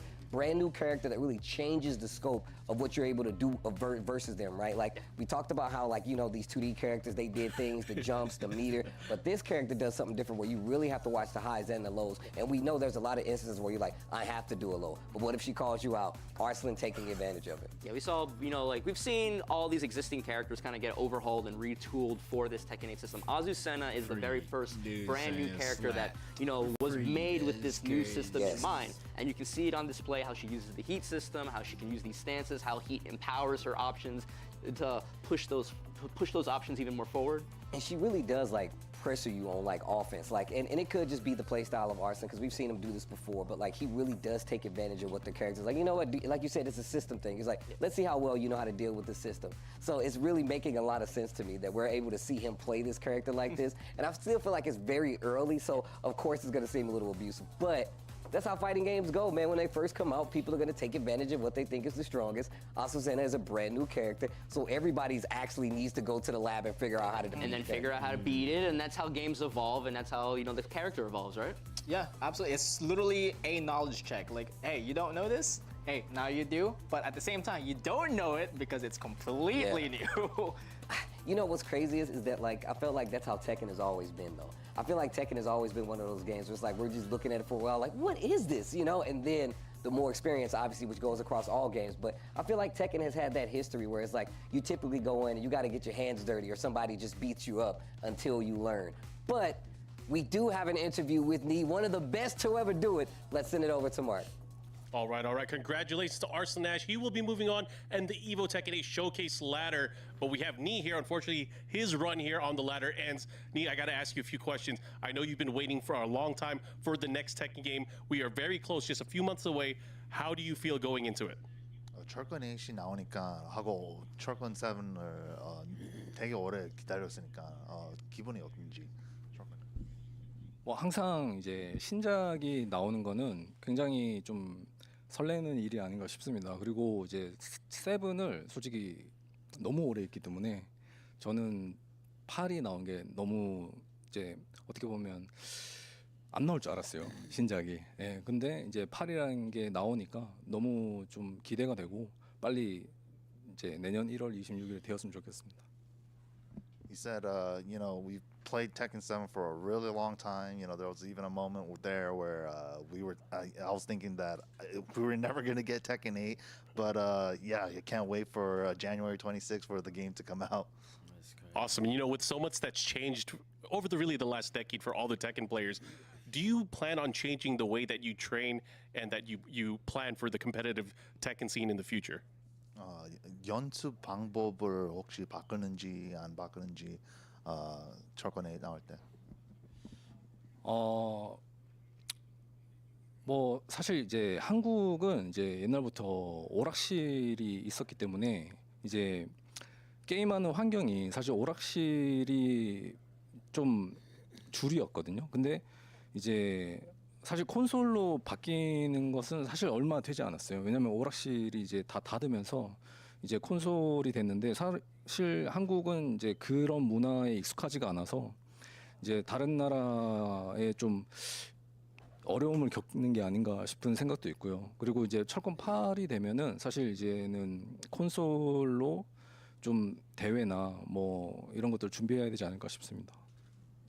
He said, you know, arcades have been a pretty big thing in Korea for a long time, and we're kind of just going into it right now with arcades all closing down and moving over to consoles. So thinking about going into Tekken 8 with training more on console in mind because that is the competitive format.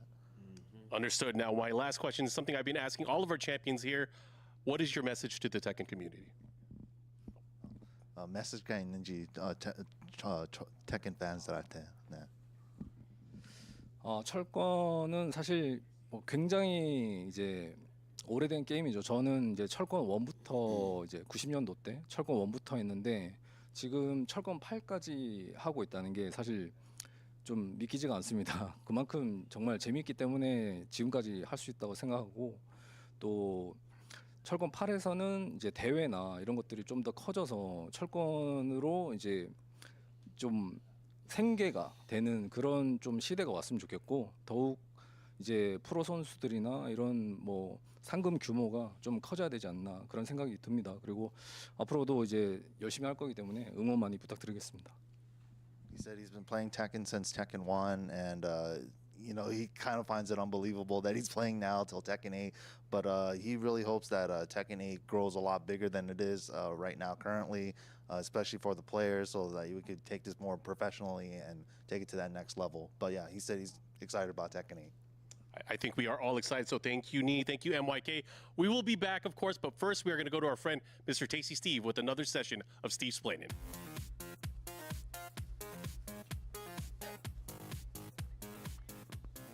Speaking of Tekken 1 through 8, a character that has been there the entire time, Kuma. Let's do it.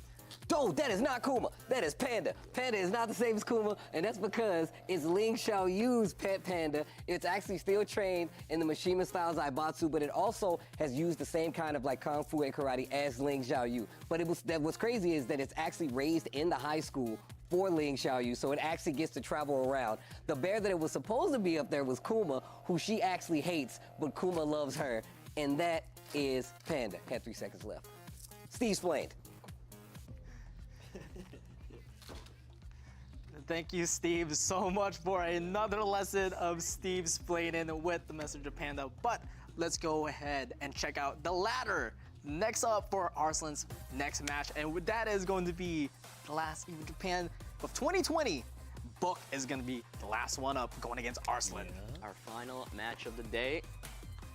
Man, it's like that EVO Japan, Leroy coming out. There's a lot of feelings around that, but you know, if you win, right?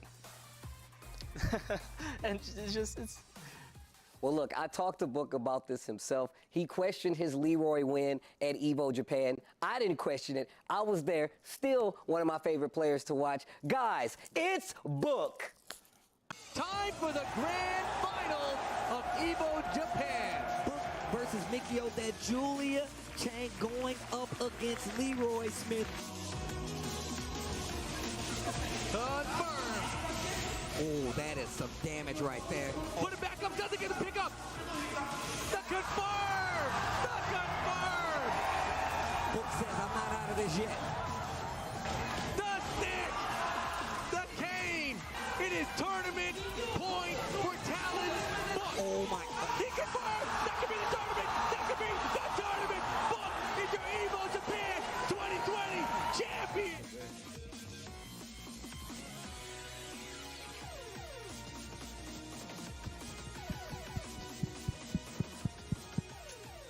How you doing, Book? Now, I was there for that historic Leroy win. Is Leroy part of the stable now? Is this a character that you always have to play? I mean, you won EVO with it. I want to play him honestly, but I'm quite not sure that the two that he got is fit to my playstyle. With Tekken 8, there are a lot of new playstyles. How do you like the heat system so far? I think his is something that, like, right now everyone consider is overpowered. So I just hope that when the final game release, maybe there's something change or improve something. But totally, like now for me, I enjoy Tekken 8 a lot, even right now. Well, that's good to hear. That's good to hear. You are going to have to take on Arslan Ash as the final member of this ladder bracket. With that, let's get to the stats and see what it took for these players to get here. All right, thank you, Steve. You see right there, Talon's Book of Thailand, 26, our youngest player today. With that EVO Japan 2020 win under his belt, he's had EVO Japan top 8 appearances in 2019 and 20. Actually, these are both our youngest players of the day. Wow. The future of Tekken is in some very capable hands, I have to say. You know, I remember at EVO Japan, I really should have posted this picture. The top 8 of EVO Japan is really kind of like, it really looks like the next generation of like players. Also, but Jimmy was there too. So Jimmy J. Tran was there as well. Well, Arslan was there. Book was there. We saw all these players that were really prominent in the scene and who continue to be. But there's the character choices. The Nina going up for Arslan. If we get there, that's one thing. Yeah. But the Jin, the June, and the Claudio on the side of Book. No Leroy. No Leroy. No Leroy today, but then we got team good guys for Book. Actually, I'm not so sure about Jun. We'll find that out in January when Right? story mode comes out. What Jun's really about in this game. But like you said, the Jin, no thing. But this is gonna be the first time we see Claudio here today. He's pretty good. Yeah, I was about to say, what I've seen of Claudio, like keep in mind I haven't played the most recent like betas and everything, he's good. Like he is good. He's definitely right now on the, like, you know, I like how you did this up at the top. A+ kind of tier right now, but we're gonna stop right there because we're gonna get into the match, our final match, Book versus Arslan Ash. Let's get it. Now, we also said this is the first time we've seen Claudio, but we may have seen Jun on the screen, but we haven't seen Jun gameplay-wise, and we're guaranteed to see that. Yeah, one way or the other, we're gonna see Jun Kazama do something today. But Claudio versus the Azucena. We'll see. You know, Book had to be watching that previous match, so he knows he's gonna have to get through this Azucena to even see Nina or Jun. Dude, I love the pressure right now by Book as well with the Claudio. Mm-hmm. Oh, the back 3-3 doesn't launch anymore. No longer a launcher. It knocks down. We get a free hit afterward. Doesn't duck that time, but beautiful step out of the wall running 3-2 by Book. Spin there, and now while he's in heat, he has access to his Starburst moves at all times. Oh! And speaking of which, turning the lights on. The lights of Sirius for Azucena right there, taking the first round Book has. But Arslan fighting back here, doing a lot of damage within 7 seconds with all these strings and pokes. You saw the way how he was able to duck and punish that. He actually left Azucena backwards. Oh, gets caught by the stance. I guess Gonna break the wall here. No, that's a lot of damage from Arslan Ash, Azucena. Rounds 1-1 right here. He's gonna dance right through, and Book is trying to take the lead out of the tempo. 1-1. Nope, that time. Like just right there. Backwards. Nice side step for defense. Ooh, gets hit with the high, but Arslan not ready for the pickup. That high does cause a counter hit spin, but right there, the whiff punish. Should get to the wall pretty easily. Does get the low wall spot, so no ender there from the damage, but does interrupt it while standing one. I'm very impressed. Like I said in the previous match, you can see how he looks like he's been playing this character for like a week, not just a day. Yeah. Like he is seamlessly going through these stances. He knows what his options are. He's ready to make the decisions on the spot. Spending the heat smash for pressure and the down 4. Taking it right there. 2 rounds to 1 right now in this first game between Book and Arslan Ash. Can the Claudio take out the Coffee Queen? We're about to see, but it gets blocked. First hop kick of the day too. 1-2, 1+2. Doesn't get fully connected there. Trying to pressure with the jabs, answering right back. No punish on the knees. But does get caught with the wall standing one once again, and Arslan taking that set in a convincing fashion, 3-1, and eliminating Claudio. Still smiling, still showing the pearly whites. He's having fun with this character. I wonder if he expected to enjoy playing this character as much as he is right now. It's like, oh, new character, I'll figure it out, you know, and then like, oh, this is kind of fun. You know what? I might have to stick with this. The Book bringing out the Jun Kazama. We'll see what this character has with the red colorway. I like how she just lets the bird go. It's like, hey, yo, bird, we're about to body this guy. Just throws Send the message to everyone. Tell the other birds. And you know, even though she's an existing character, I would consider kind of Jun a new character in the sense of this, because last time we saw her was in Tekken Tag 2, and she's kind of been overhauled for this side. She has lots of powerful attacks. While she's not in heat, they deal damage to herself, recoverable damage. Well, while she's in heat, that caveat no longer holds. She can do them for free. And her heat burst can actually restore a lot of recoverable health to her net. So we'll see if that comes into play here. Oh, unfortunately. Not in Book's favor. How does he have a combo with it? And he's so prepared for that. We're gonna all the way to the wall, not so much.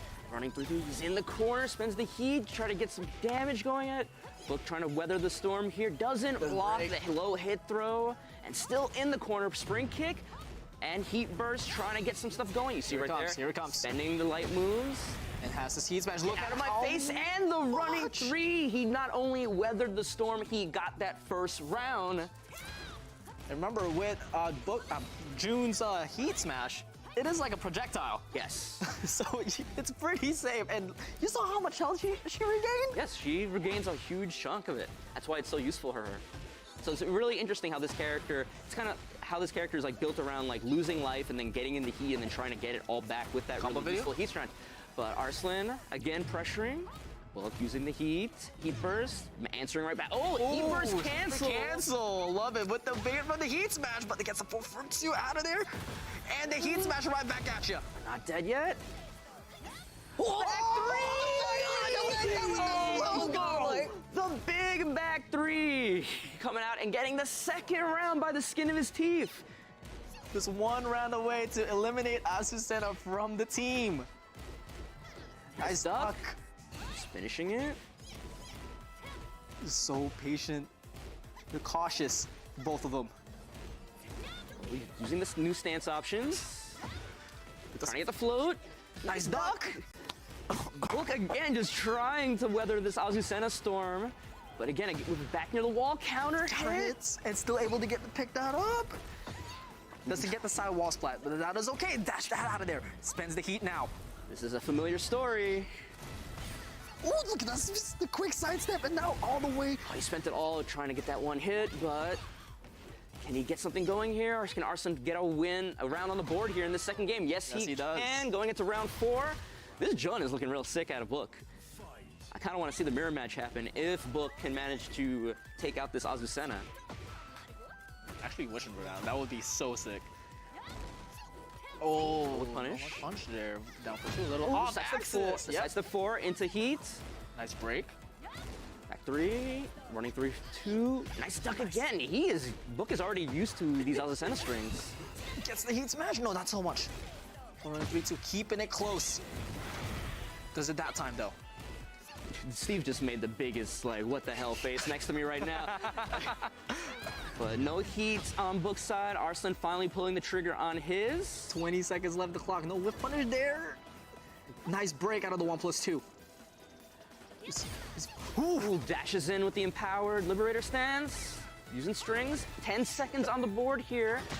And the wall in 3-2. Close it out. We got final round. Which character is going to get eliminated?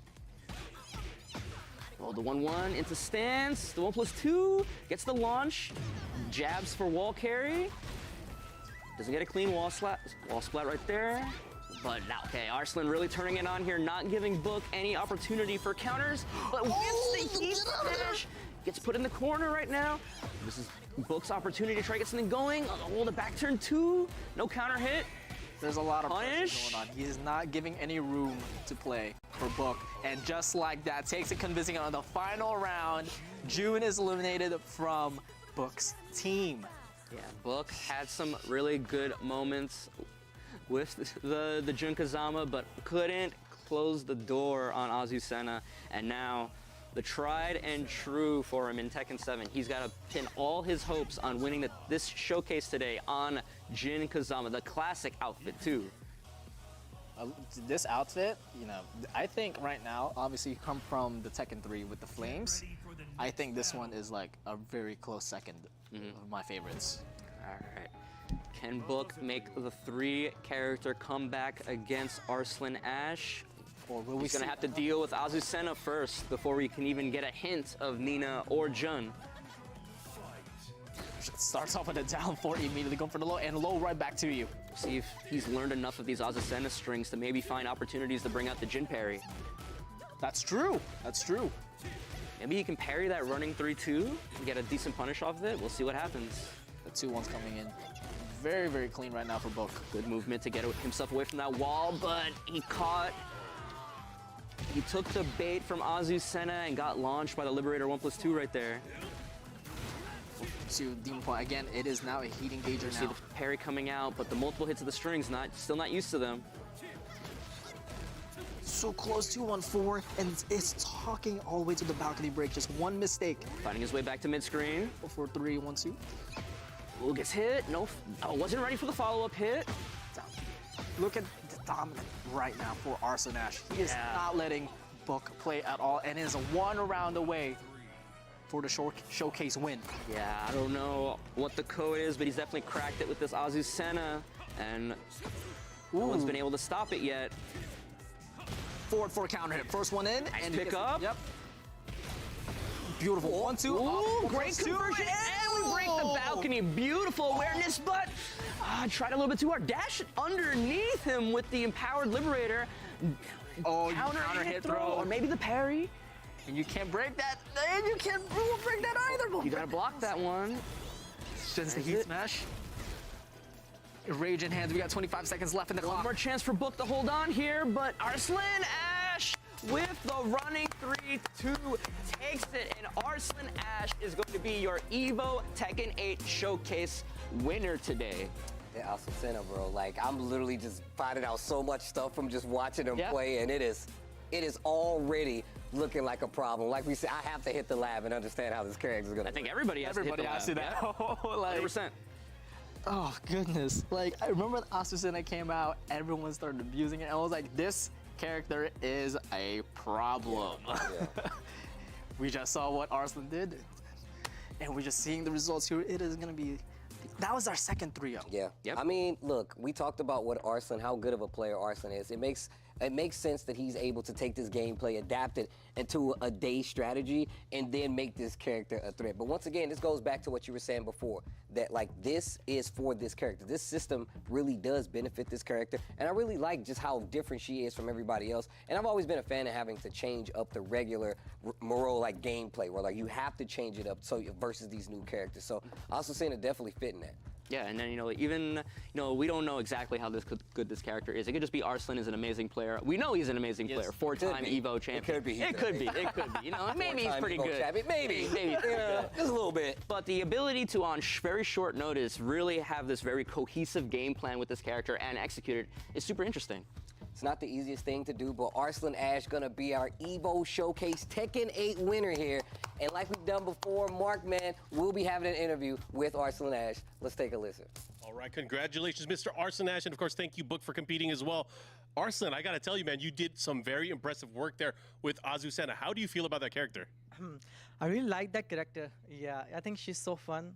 Yesterday I was watching his videos, and on YouTube, and I was like, okay, let's play her. And I think nobody knows how to play versus Azucena, so I was having fun. Yeah, she's a perfect character for me, I guess. Understood. We didn't get to see your June or your Nina. I'll turn it a little bit this way. We didn't get to see any of those characters, but talk to me about those characters. I know you played with them a little bit. Tell me about those two characters and if you had fun with them at all. I think every character is very strong. I think right now, Nina is the perfect character. Like, she's the strongest ever, if you compare her in the previous fighting games. I think June is also really, really strong. I just don't like Heat a lot, but expect that part. I think Nina, June, Azucena, I think these are for me, it's very fun characters. Understood. I got to ask you, how are you planning to train for Tekken 8 when it eventually comes out? Yeah, I think a lot of people, especially like people who hate, they are saying like Arslan is the champion. Arslan is amazing in Tekken 8 and he's not gonna perform well. I'm just gonna say that don't worry about me. I'm gonna win again in Tekken 8, like Tekken 7. Nice. Okay, so my last question to you, I've been asking everybody here, what is your message to the Tekken community? Is there anything that you want to address, maybe to people back at home or just people watching online? Nothing. I think, guys, you shouldn't, play seriously too much. You should have fun sometime. I have seen a lot of pro players, taking too much pressure on themselves to prove I don't know what. But I think sometimes, you have to chill, relax, and play for fun. Yeah, I want to say this, and I'm excited for Tekken 8. Let's see how it goes.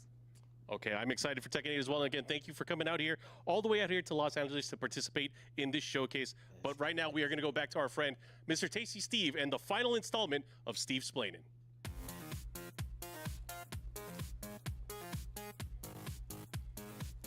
All right, this is a hefty one. I am supposed to break down the lore of Tekken in 2 minutes. They've already started the timer. It started when Kazuya was a kid, and he got tossed off a cliff by his father, Heihachi, at the time. Not only did he toss him in there, he's like, hey, look, if you're my son, he'll be okay. He'll make it back. He changed that story a little later, but that's not what happened. Then he activates the tournament. He says, you know what? We're going to have a tournament to see, since my kid didn't make it back, we'll see who out there, what martial artist can actually take up the helm. What ends up happening? Kazuya survives, makes it to the finals of the tournament and says, you know what? Now I'm going to return the favor. Takes the body of his father, throws it off the same cliff, mind you, the same cliff, just so he knows that there's a bit of familiarity there. And then he's like, you know what? Now I have the control of Mishima Zaibatsu, and I'm going to take over the world. Now, when that happens, he doesn't understand that, surprise, Heihachi is still alive. Heihachi climbs out of said cliff, obviously because of the opening of Tekken 2, and actually goes and enters the tournament because Kazuya says, you know what, I want to take over the world, I'm going to start my own tournament. And this is also where Kazuya meets his future baby mama, Jun Kazama. Now, with that being said, how much time I got? 48 seconds. Now, Kazuya wins the second tournament, like I said before, throws the body off the cliff of his father, meets Jun, and then we fast forward like 18 years. Jun is born, he's being trained slightly by his mom, and she's teaching him in the way of Kazama karate, right? But she says, yo, if anything happens, go find Heihachi. He's like, all right, cool. She gets attacked by Ogre. He goes to find Heihachi, and when he finds Heihachi, he's like, you know what? Heihachi's like, you know what? I'll train you, but not because I think you're good, because I think you have like the devil gene in you, and I'm always trying to control that. But what ends up happening then is that they throw another Tekken 3 tournament, all new challenges on top of that. Paul thinks that he defeats Ogre. He did not defeat Ogre. Jin goes in there, fights Ogre, wins the tournament, and then Heihachi's like, you won? Ah, crap, that's Steve's play. This isn't fair. That's not enough time to explain Tekken at all. I thought you were making good time. I thought I was not. That's why I looked down to check the time. I was like, how much time I got? I think they sped up the timer. I feel like they did. First off, they started it and they did not tell me. That's not cool, okay? I would have had a lot more pacing. I would have been a lot more control. I had a lot to say, all right? I had a lot to say about what was about to happen. Did I make you proud though, Bloodhawk? I mean, everything you were saying was pretty much correct. All right, I'm trying here. But I want you guys to know it has been an amazing time here watching these guys play Tekken 8 at the level that they played, and it is really, really cool to see the game at the beginning stages that it has. You guys were in for a treat because these players are the best Tekken players in the world, and they're giving you an eyes-on tutorial of their approach to learning this game, and the game isn't even out yet, so there's so much to learn. I just want to personally just say, before you guys get out of here, thanks to the production for holding us down. Thanks to Bandai Namco. Shout outs to Evo for also making this happen as well. All the amazing players that has given me the opportunity and us the opportunity to actually commentate their matches, because I feel like people don't understand just how special it is for me to be up here talking about the Tekken matches that I've talked about, because Tekken 7 has changed my life as well. So I just want to thank everybody out there that supports me, supports the game, and plays this game and loves this game, and that continue to do so. With that being said, guys, do you got any words for the people out there? It was a great showcase. I had a great time being here, and I'm hyped for some Tekken talk coming up. Oh yeah, we definitely, dap it. Don't leave me hanging.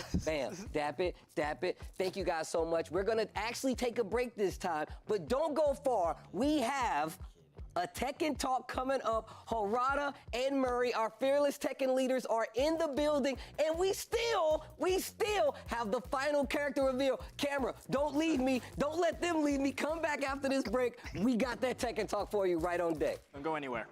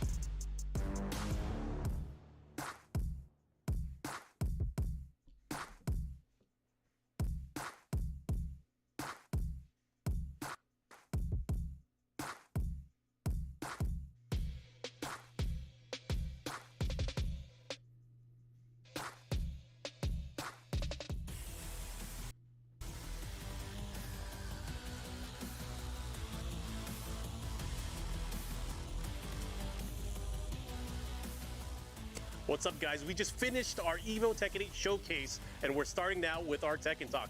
My name is Mark Mann. I'm the Director of Business Development for EVO, and I have some very special guests with me. I'm gonna let you guys introduce yourselves. First off, Michael, go ahead. Michael Murray, Tekken Series Producer. はい、皆さんこんにちは、原田です。テッケンシリーズの、なんだ総合プロデューサーとかディレクター的ななんかそういうのいろいろやってます。はい、よろしくお願いします。And I'll be translating for him, but this is Harada. I'm sure you're all aware, the Chief Producer and Director of the Tekken Project. はい、鉄拳プロジェクトの池田です。鉄拳8ではゲームディレクターを担当しております。中津と呼んでください。よろしくお願いします。And this is Kohei Ikeda, who is actually the game director on Tekken 8. He's probably more well known by the player name Nakatsu. All right, guys, we are going to get into this. It's going to be very exciting. Of course, everyone wants to talk about Tekken 8, but before we get into that, let's talk a little bit about Tekken 7 and the Tekken World Tour. Let's do it. Okay, so I believe we have a slide. Here we go. So first off, I would just like to say thank you to everyone who participated in the 2023 Tekken World Tour to make it one of the most exciting years to date. Next slide, please. And so the top 19 placements on the global leaderboard will be automatically invited to participate in the global finals. And not just that, but starting November 17th, we will be reaching out to the 20th through the 60th placers, and they will get priority for registering for the LCQs. Yeah, the LCQ, of course, the last chance qualifier. Right. So be sure to confirm with us, though, by the 26th, because after that, we will be opening up those slots for the general registration. Great. And the global finals themselves will be held at the Civic Theater in New Orleans and USA this time, with the LCQ first occurring on January 12th, and then the global finals taking place over 2 days on January 13th through the 14th. And of course, if people want to find out more information on this, they can check out the information at TekkenWorldTour.com. But talk to us about the global finals. There's not only the LCQ and the global finals, kind of as you mentioned, but what's the process? How does the LCQ guy go to the global finals? Right? So if you're not one of those lucky 19 and you want to register for the LCQ, we're going to be opening up the registration over 3 phases. This is to accommodate different time zones, etc. So the tickets themselves will be going on sale at $40, I believe, and that also includes spectator passes for the global finals. And then also for the global finals themselves, you can also register for that. That opens up December 4th, and those are $25 each. Please keep in mind that that's only for the global final spectator Just pass. to watch, right? It doesn't include LCQ. Next slide, please. And for the detailed ticket sales, like we were saying, it's going to open up in 3 phases to allow people in different time zones to be able to purchase them. So this will start at the 27th and run through the November 29th for the LCQ. If you want a spectator pass for the global finals, that will start from December 4th. And also, please check out TekkenWorldTour.com for details regarding that. And regarding the information and rule sets for the LCQ and also the global finals, we'll be releasing that info on the same time as the first wave of LCQ tickets. So that'll be happening on November 27th. Again, please check out our website for the further details. Yeah, of course, that's very, very important for the players that are participating, but also any would-be hopefuls that are entering in the last chance qualifier. That one last spot, right? Yeah. Also, another exciting thing we're doing this year, we did it once previously, but we're doing this fan art campaign. So if you have any cool Tekken art that you have, please upload it to X, formerly known as Twitter, with the hashtags Tekken or fan art. Both would be preferable. And we'll be selecting these to be aired during the broadcast of the global finals. So you have until January 7th to do that. Also, if you've uploaded some really cool art in the past and you want to be considered, please re-upload it. And we'll be looking out for that, so please take part in it. Yeah. Hopefully we'll be able to see, of course, a lot of you Tekken fans out there at the Tekken World Tour Finals in January. But let's go ahead and talk about the closed beta that just happened for Tekken 8. I think Tekken 8 is really what the focus of today's event is, but I think what everyone is excited for that's coming out in early January. I'm excited. Yeah. じゃあ原さん、鉄拳トーク始めましょう。あと中津。Okay, let's get started. で、中津からどうぞ。I guess Nakatsu's going to take it away. Go ahead and drive. はい、そうですね。まず10月にクローズドベータテストを行わせていただきました。多くの参加ありがとうございました。おかげさまで結構好評で、ゴーストだったりこのロビー含めた体験が雰囲気も含めていろんなお声をいただいて、今開発も最後の追い込みに紛争しております。あ、ごめんなさい。俺喋るパートだったもんね。So Nakatsu was just mentioning that we did have a closed beta test, which we assume many of you took part in, and you were able to see for the first time areas, not only just the characters we introduced, but the online lobby for the first time, as well as the ghost and that system. And so the dev team is hard at work taking that feedback and implementing that into the game that we're currently still working on. まあオンラインロビーというかね、80年代後半90年代ぐらいの、まだアメリカとかヨーロッパにゲームセンターがたくさんあった時のイメージをちょっとどうしても前からやりたくて、それをやったところ非常にやっぱり好評だったので、ここは結構今後もねアップデートを続けれる場所かなというふうには思っています。So a very good comment from Harada, just mentioning that when we were developing this online lobby, the idea was to kind of take that feeling and atmosphere from 80s or 90s arcades that many of us experienced, but maybe not some of the younger players, and to make that kind of atmosphere that you can enjoy online with other players. And it seemed like during the CBT, everyone really enjoyed this. We got a lot of positive feedback. And we're hoping that if this continues, then we can update that area to make it even better. そうですね。で、次のスライド行ってみましょうか。この日にちとかやりますか。So just to run through the basic details of the closed beta test, if you didn't participate, it happened from the 20th through the 23rd of October. And first time for Tekken series, we did cross-play across all three platforms, PlayStation 5, Xbox Series X and S, and Steam. In the contents, we had 19 playable characters and 6 stages.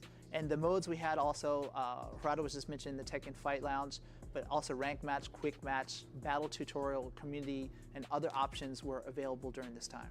Yeah, I think one of the new things as well is the Fight Lounge. So go ahead and kind of focus in on that and talk about how that really played out for the CBT, because I know the CBT version of it is not reflective of the final product. There are going to be some changes, right? Yeah, let's hear about some of these changes from Nakatsu. じゃあNakatsuさんはクローズベータからの変更点とか楽しみにできる要素は？はい、テッケンファイトラウンジですけども、毎日本当に通いたくなる場所っていうのをキーワードに開発してまして、ベータでは、バトルエリアとカスタマイズショップの、2つの機能しか、使えませんでしたが、製品版においては、ビーチエリアで、鉄拳ボールで遊べたり、道場エリアで練習ができたり、本当にここだけで、コミュニティ同士の交流ができるように、拡張していきますんで、期待してください。So during the CBT, actually the whole theme of this area itself was we wanted to create an atmosphere and a place where people would want to kind of check in every day to see their friends in the community like you would in an offline arcade. That was kind of the theme when we were developing it. During the CBT, people had access to not only the battle area, but also the customization area. In addition to those, when you actually get your hands on the final game, we'll have the beach area in which you can play Tekken Ball. But then also a Tekken Dojo area where you can practice online with friends, etc. Nice. I know there were some changes as well to ranked, so let's go ahead and talk about the ranked info in regards to the ranked match in the game. ランクマッチの変更がありそうなので、その辺も。はい、ランクマッチは変更というか、テッケン7からの変更点をお伝えすると、基本的には、2先で、無制限でのリベンジマッチは廃止しました。理由は、やっぱりそのランクをしっかりと担保するっていう試合形式と、マッチングに、偏りをもたらさないためっていうこの2点において、テッケン8では、2先を採用しています。で、一部のはい2点目は何だっけ？ 2点目は、一定のランク帯までは、下がらない、上がり続けるだけっていうところで、改造してます。So basically, we made a few changes, not from the CBT, but from Tekken 7 rank match, in which it's going to be best of 3, and it's no longer infinite continues, right? And this is just to try to ensure that the rank is an appropriate estimation of your actual skill as a player. And then also, We made it so that in certain lower ranks, it would you could get demoted in the past, but this time you don't get demoted at all until you reach a certain rank. Got it. And aside from the rank match, there's also been some changes to the other type of matches that you play online, the group matches, right? あとグループマッチの変更もありますよね。あと1個前のスライドちょっと戻ってほしいんですけど、Can we go back one slide, please? So back to the ranked はい match. ランクマッチで実はその勝敗が決着ついた後に、自分のフレンドだったりそのライバルっていった、人の表示がランクに出るんですね。そこでやっぱり、今日はちょっと友達より少し上に行きたいなとか、こいつだけには負けたくないっていう人を、設定してそのモチベーションを保ってもらいたいなと思ってそういう表示を入れました。And so another cool feature that we've done is when you actually exit a ranked match, you'll see other info about maybe your rivals or your friends, like how far along they are. So it's kind of motivating me, like, hey, I'm going to play a little bit more today because I want to get farther ahead. I want to catch up, right? Okay. So it's a cool feature to keep you playing. Okay, that's cool. So let's go ahead and go to the group matches then.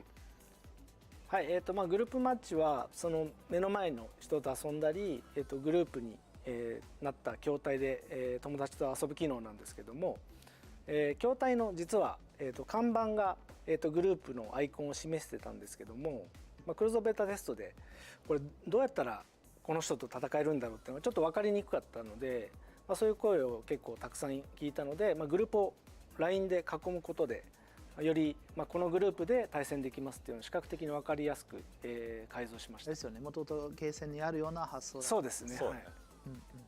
So this is actually the group match is kind of, if you've ever played Tekken 7 in arcade in Japan or Asia, you would understand that there's certain groups that you play in against other players in that similar group.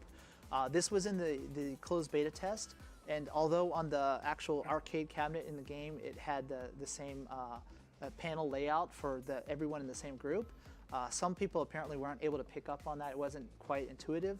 So we made some lines on the ground, etc., to make it easier to understand who's in the same group as you are. これだからちょっと面白いのはそういうふうにレイアウトを変えてくれとか、あと日本人だと有名プレイヤーの後ろにブワーって行列本当に作っちゃうの。その行列を作るからその行列を作るためのラインを引いてくれとか、割とバーチャルなゲームセンターを運営してるぐらいのこう要望が来るから、ちょっとそこは面白い気づきだったね。And Harada was just mentioning that we received some interesting feedback that people wanted to change the layout or wanted us to change the layout, or perhaps one thing we saw in Japan at least was that if there's a famous player online on that particular machine, then you had a line of people like that wanted to spectate the match. So like, please make it an orderly line like you would see in a real arcade. Yeah. So all these things you would see like you're actually running an arcade was kind of the suggestions we received from them as well. So it was quite interesting. Nice. So that's a great new visual update for the group matches as well. I think one of the other things that we're going to talk about is the ghost battles, right? I believe so. So Super Ghost Battle について。はい、クローズベータテストで、遊んだ方は、分かると思うんですけども、本当にプレイヤーの動きを素早く再現して、その人の特徴を、再現してくれるゴーストを今回搭載してるんですけども、製品版ではですね、自分のゴーストと戦える機能も、アーケードクエストっていう新モードを遊んでいると体験できます。So this Super Ghost battle is quite different than past Tekkens. It's really cool because the ghosts will remember all of your characteristics, like your movement, the techniques, and etc. Your punishes and stuff like that. Exactly. And so this was a really cool new feature for Tekken 8 that people were able to see in CBT. But one thing that they couldn't check out then that they will in the final game is you can actually play your own ghost. If you're playing in the arcade quest mode, which we've talked about in the past, there's a certain area there where you can play against your own ghost.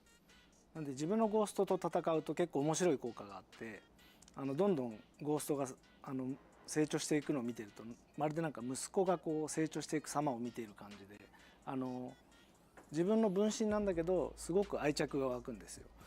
それとやっぱりその客観的に自分のプレーを見れるので、その自分の弱点だったり癖が分かって、ここをもっとこう良くすれば強くなれるなっていう気づきもあるはずです。Nakatsu was just mentioning that it's quite interesting that one of the cool things that you get from playing your own ghost is it's kind of like raising a child, as in it's a reflection of you, and it grows as you get better as a player, right? But another cool feature of it is that as you're playing your own Ghost, it may lead you to find some of your weaknesses that you can't necessarily see from first-person perspective, right? You got to take a step back to notice that, which is something that you'll find when you're playing your own Ghost. Understood. おそらくこのジャンルの中ではもう業界でも最高峰の AI を使って学習させてるので相当なことができるんで、割とねコメントで多かったのがAI は下段ガードが弱いとか言ってる人いるんだけど、実はねそれ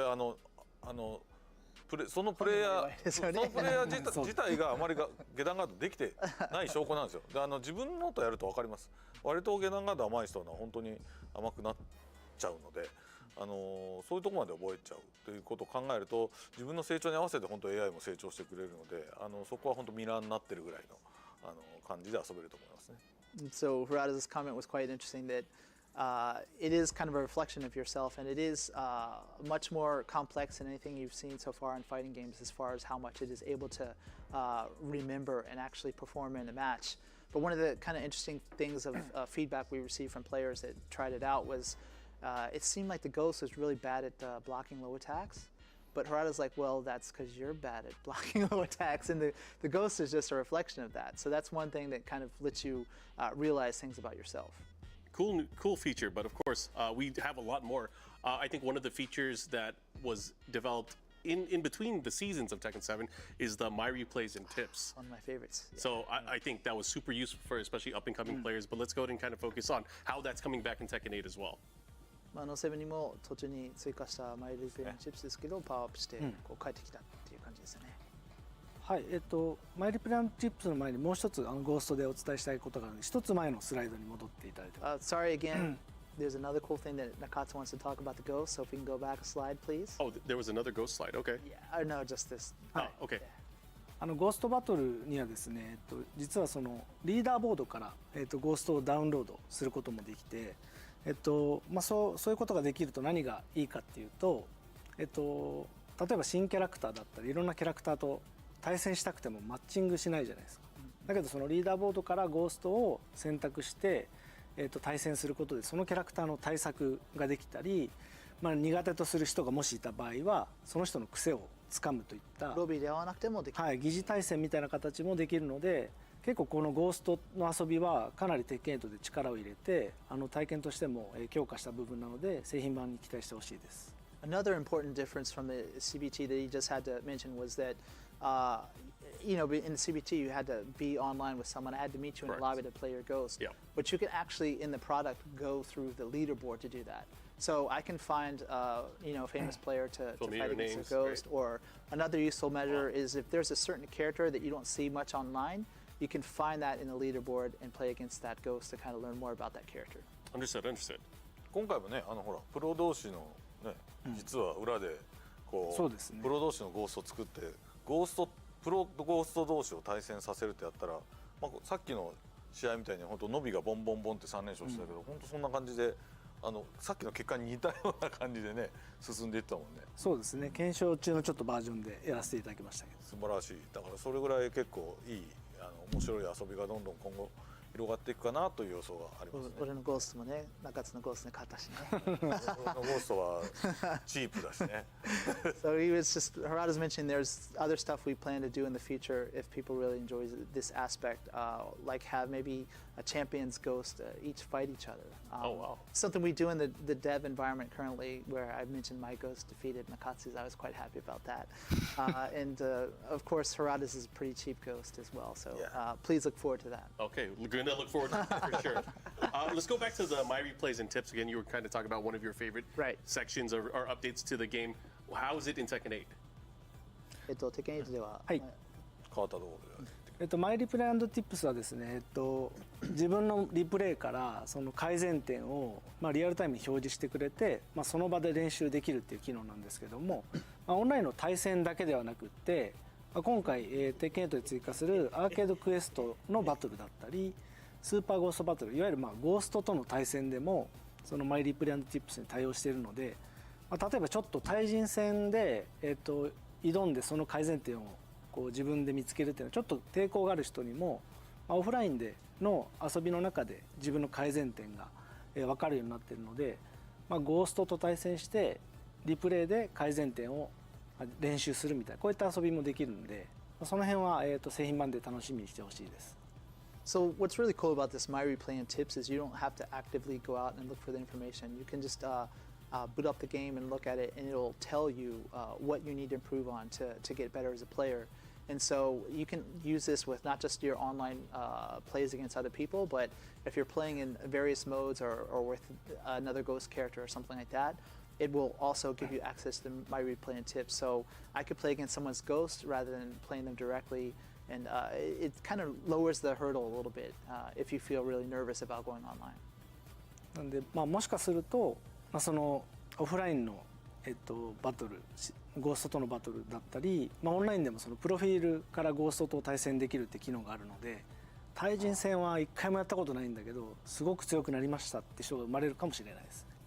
So you can even go online and visit someone in a lobby if you find a very strong player and play against their ghost and just keep doing that, and it's a good way to level up as a player and without even playing against another human opponent. So then when you do get that chance and you do make that step, that you're going to be a monster, right? Yeah, it's really cool because again, a lot of these players will get the experience, get to play on their own, and they can review the tapes afterwards. So that's good stuff.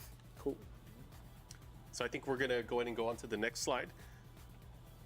Talk about all of the playable characters. じゃあプレイブルキャラに関しては。はい、現時点で、31キャラクターの、プレイアブルキャラクターを、公開しています。で、最近、公開した、4キャラクターですね。ザフィーナ、リー、アリサ、デビルジン。こちらの、映像を、見たことがない方もいると思うんで、まずはおさらいで一旦流していただけますか。So obviously there was a few characters that we announced recently. Zafina, Lee, Alisa, and Devil Jin, as well as Victor. But before we do that, I think we have some questions from the players that we need to answer. その前に質問回答です。That's right. You know, a lot of the players have been following, obviously, the game since the announcement, the closed network test, the closed beta test. We actually talked to some of the players, some of the champions that were here this weekend, and got some questions out of them that they wanted to ask you guys for your personal opinion. So the first question I had from one of our players is, what is your personal purpose for making Tekken? Do you want it to be more of a attractively casual game or a more competitive esports title?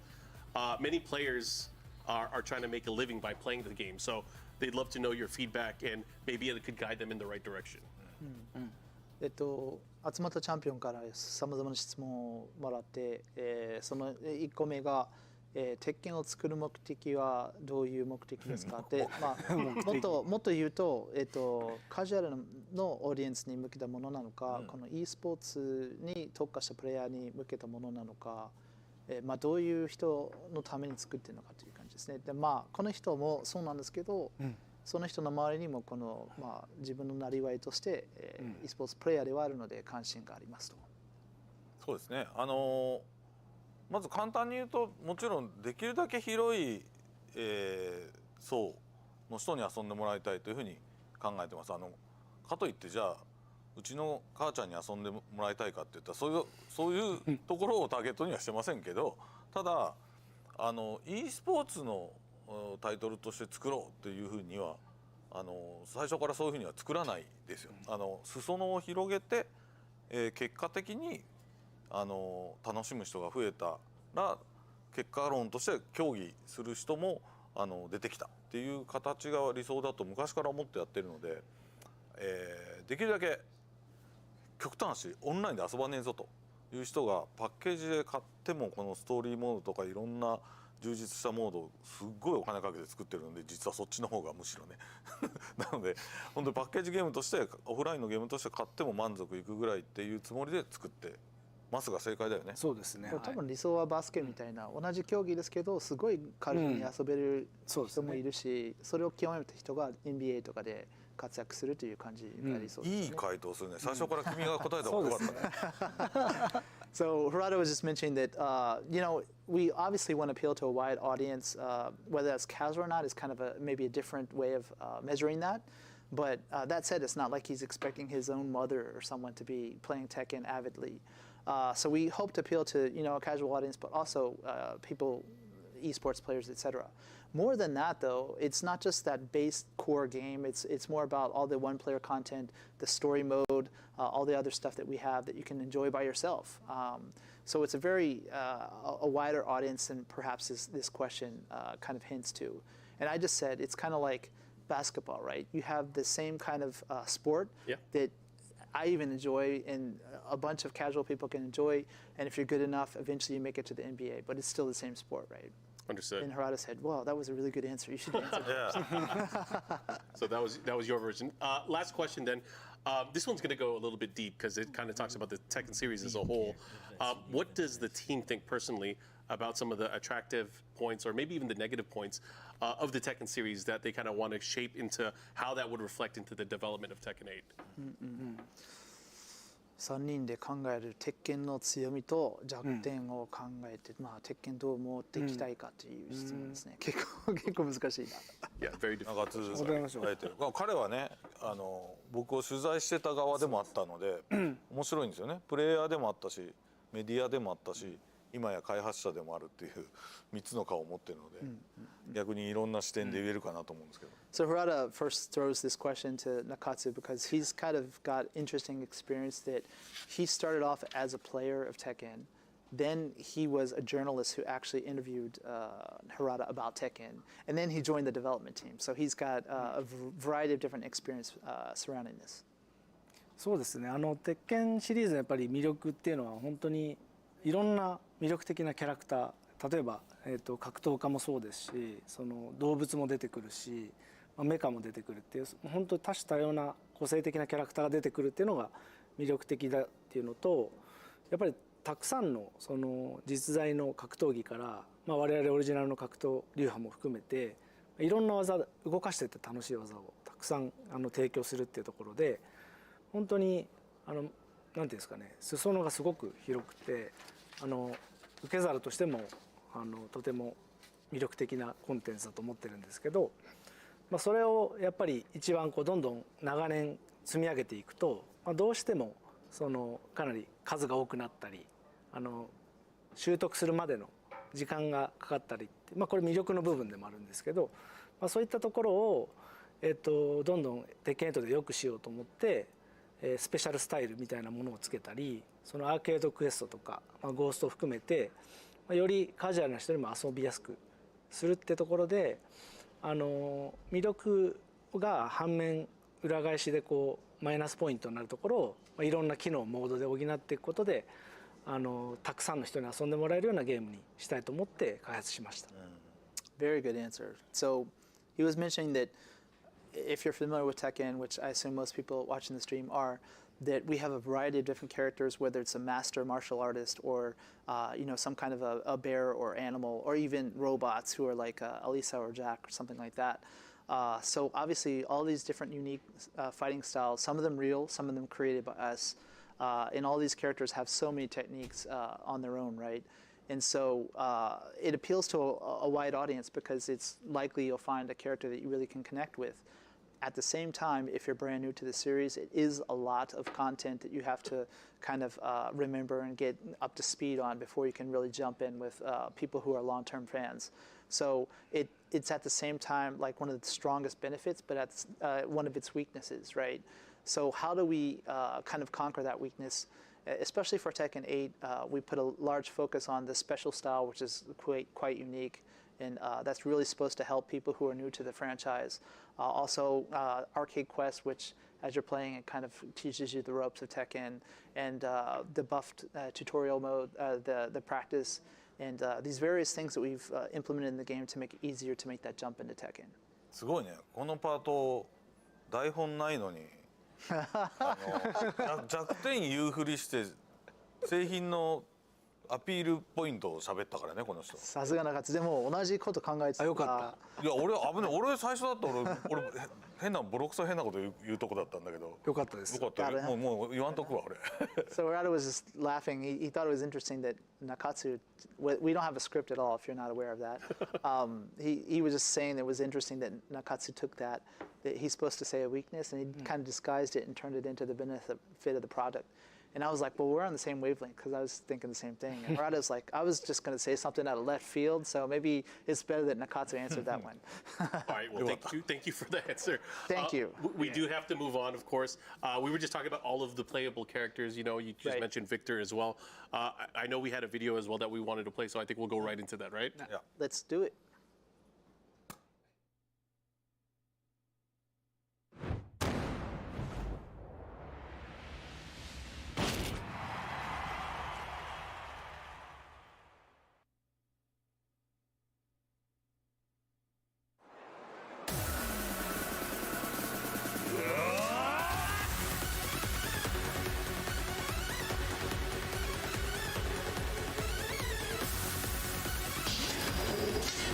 These are the fists of a champion.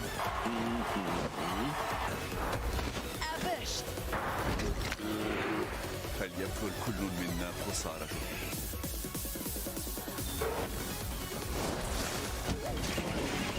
Your fate is already decided. 食べさせてもらおう。プレゼントしよう。マーベラス。排除します。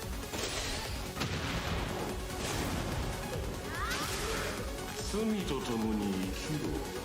孤独な戦いこそが食材だ。お前は消えろ。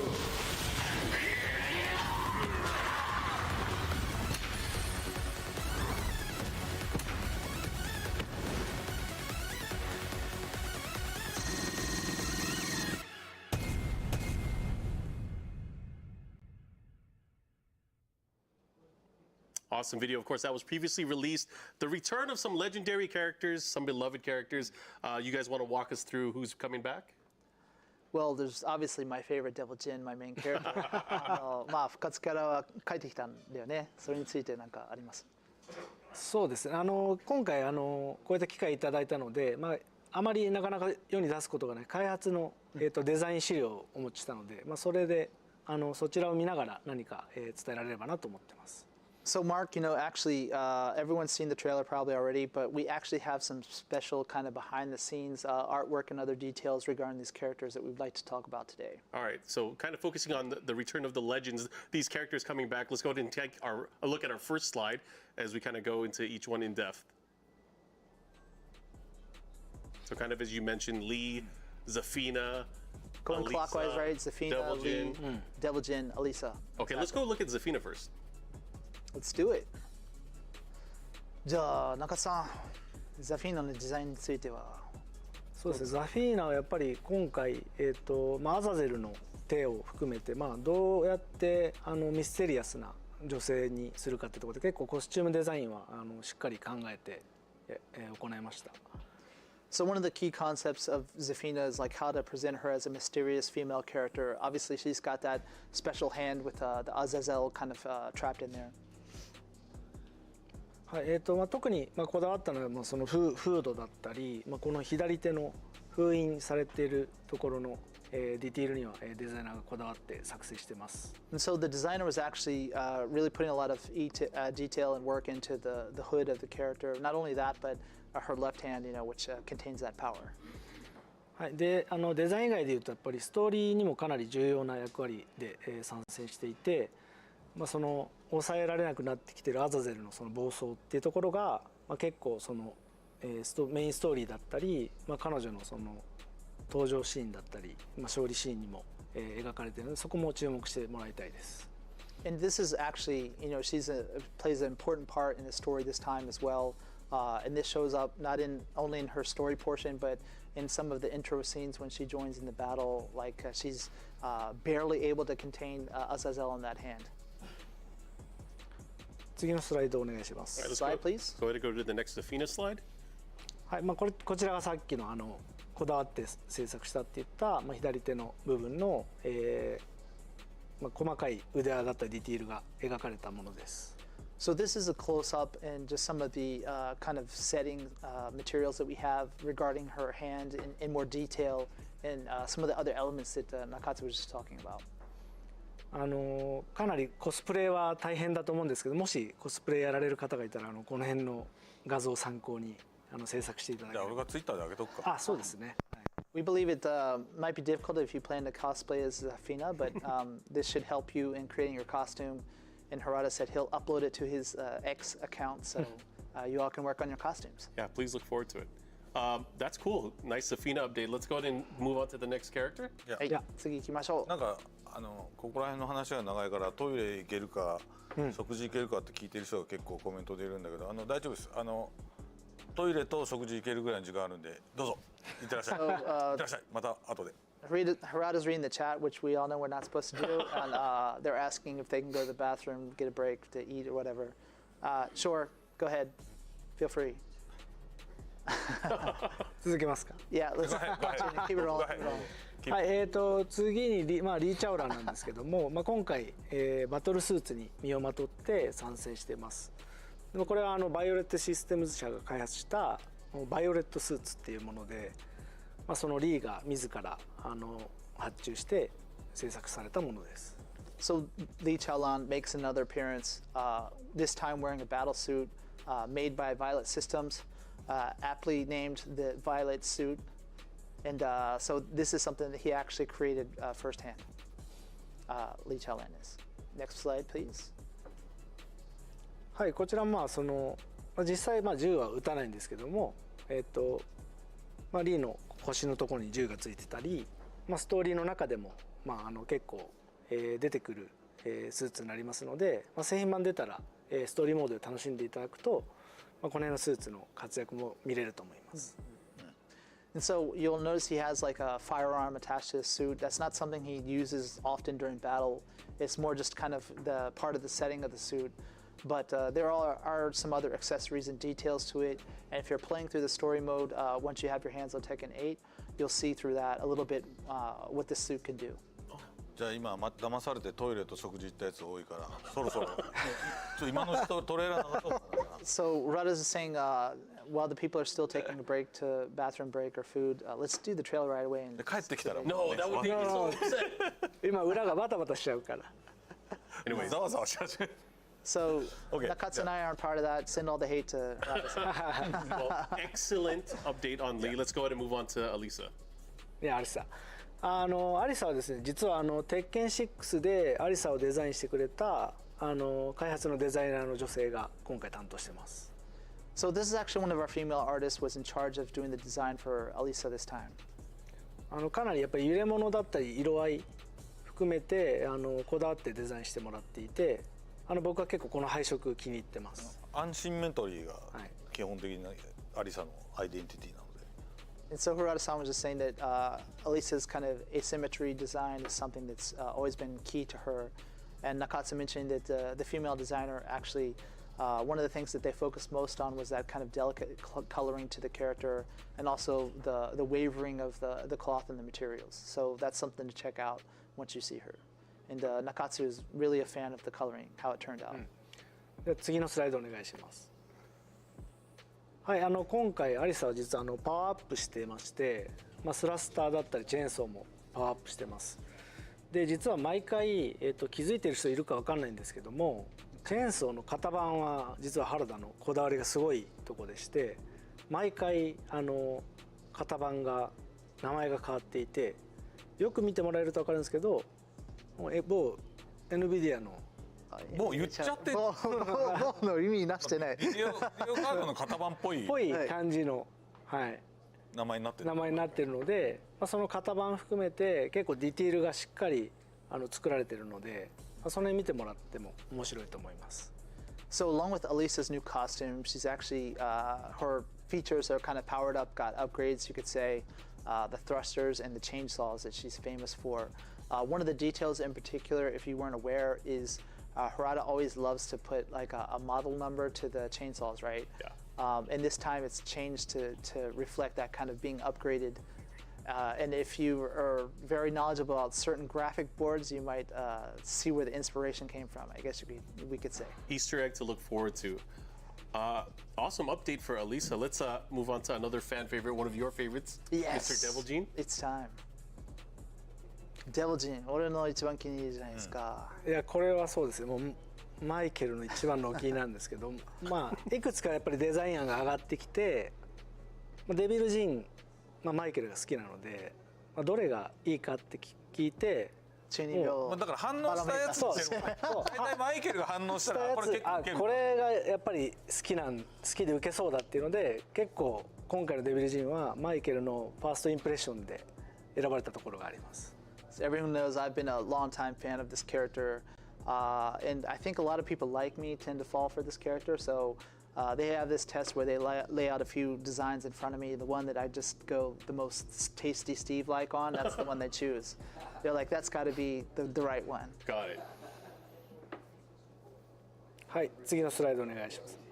やっぱり今回結構、ジンがデビルの力を使いこなせそうになってる中参戦するってところでやっぱりちょっとジンが白に対してデビルジャンも黒っていう対比を結構しっかり、描いて、このデザインになってます。でストーリーに注目していただくと、デビルジンがどういう関わり方をしていくかっていうところも描かれていくので、プレイだけじゃなくてストーリー面も含めて注目してもらいたいです。And so the overall design of Devil Jin is quite unique. If you followed this story up until now, you kind of know that he's gaining a little bit more control over his abilities. And kind of to reflect that, we have Jin Kazama as a more like a white outfit look, where the Devil Jin is like the dark side. It has more of this black outfit. And so when you're playing, not only is the character really awesome and fun to play, but as you're playing through the story mode, you can kind of see like what kind of role Devil Jin plays in that. こう各キャラクターのこの採用されてるデザインだけどこの裏にはもっと数限りないボツになったデザインがたくさんあるので、そういうのはいずれまたこういう機会で皆さんに見せていきたいなと思います。Gerardo was just mentioning, keep in mind these are the final designs, but we had many in the process that didn't end up making it to the game. So maybe at some other point we'll be able to share those with you. Understood. So that's awesome. I know recently you guys also revealed another character, Mr. Victor. And I think to very mostly positive fanfare from the community and from the fans. It was a really cool video. You guys want to talk a little bit about that, or should we just? まず見ましょうか。Let's check it out. Let's check out the video Let's first. go right into the Victor video.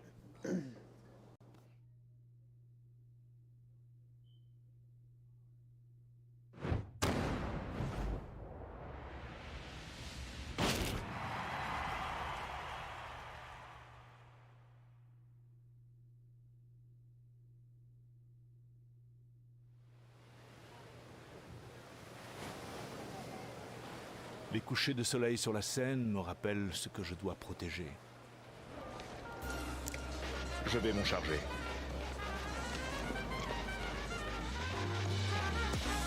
Get ready for the next battle.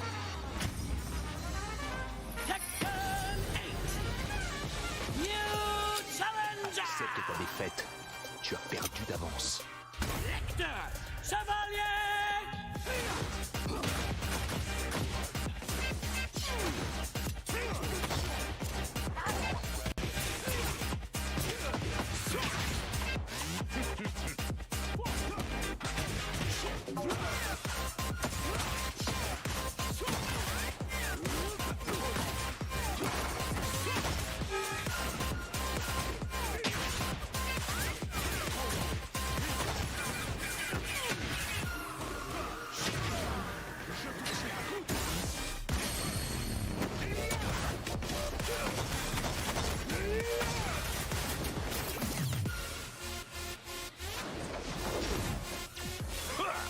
Il y a de l'amélioration, Raiden.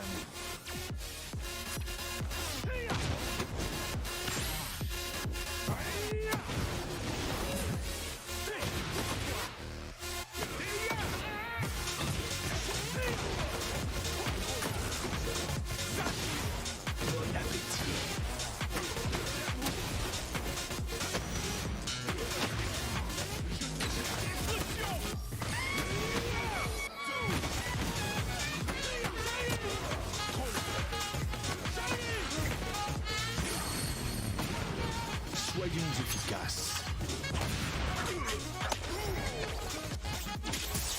Échec et mat.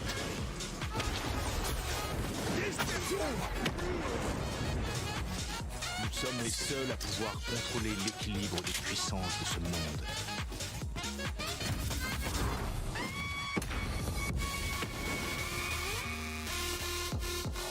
Victor is looking really stylish and really cool. Talk to me. What led you guys to create this awesome character? One of my favorite newcomers, right?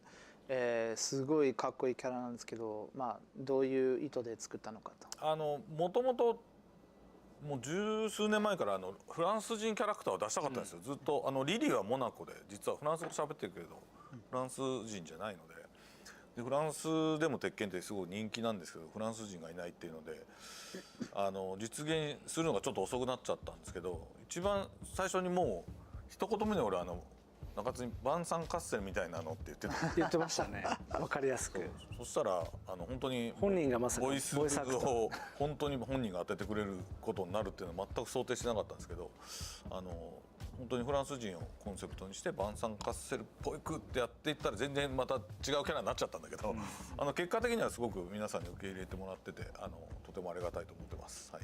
So this was in the works for quite some time. We wanted to make a French character. Tekken is quite popular in France. Many people kind of assume that Lily is that, but she's not. She's actually from Monaco, although she does speak French.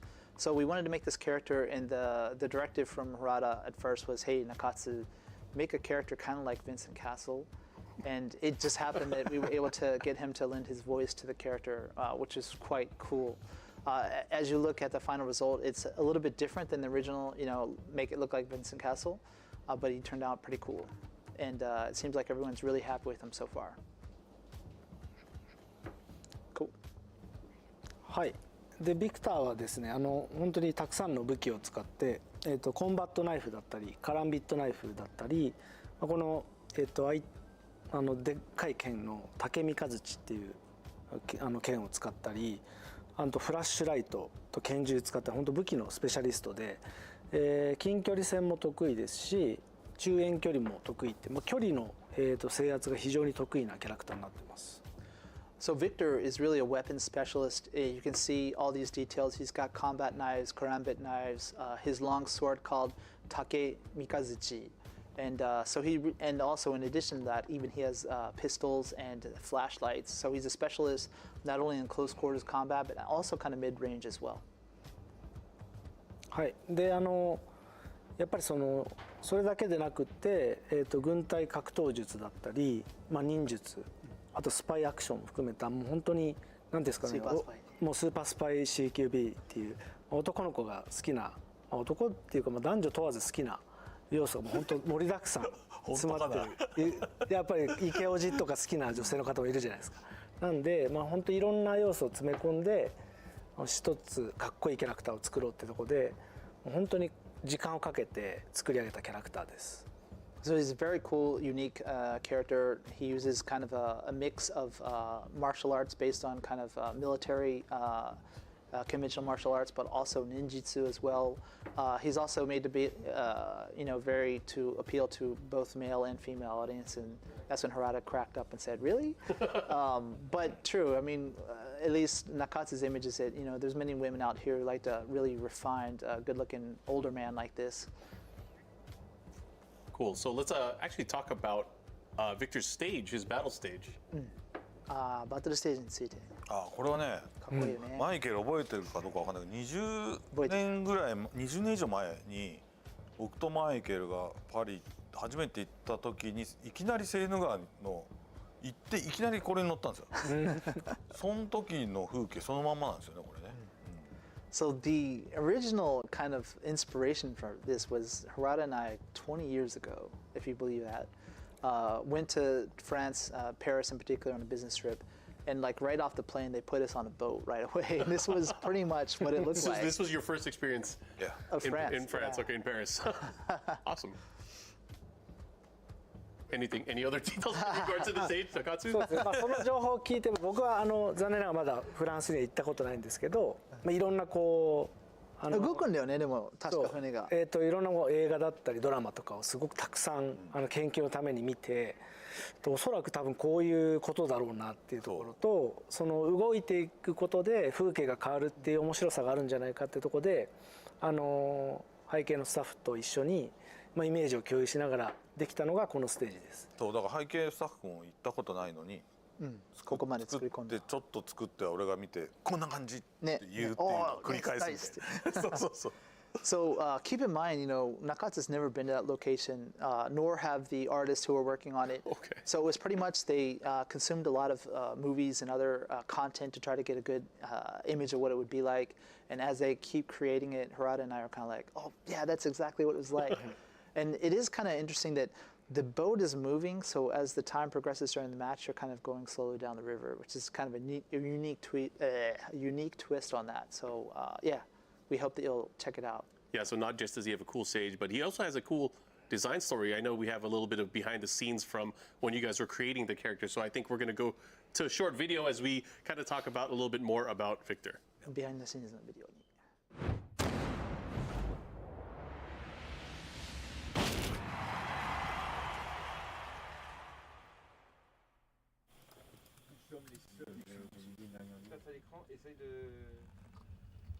Nous sommes les seuls à pouvoir contrôler l'équilibre de cette planète. Je suis le maître de l'univers. Alors moi j'ai découvert Tekken en fait dans les années 90 et je me suis intéressé à ce jeu-là en particulier parce qu'il y avait un personnage qui s'appelle Eddie Gordo et qui était un capoeiriste. Et à l'époque je faisais de la capoeira. Donc j'ai acheté, je ne jouais exclusivement qu'avec le personnage de Eddie Gordo. Lars Alexandersson, le lion de la rébellion. Très bien. Contactez Yggdrasil.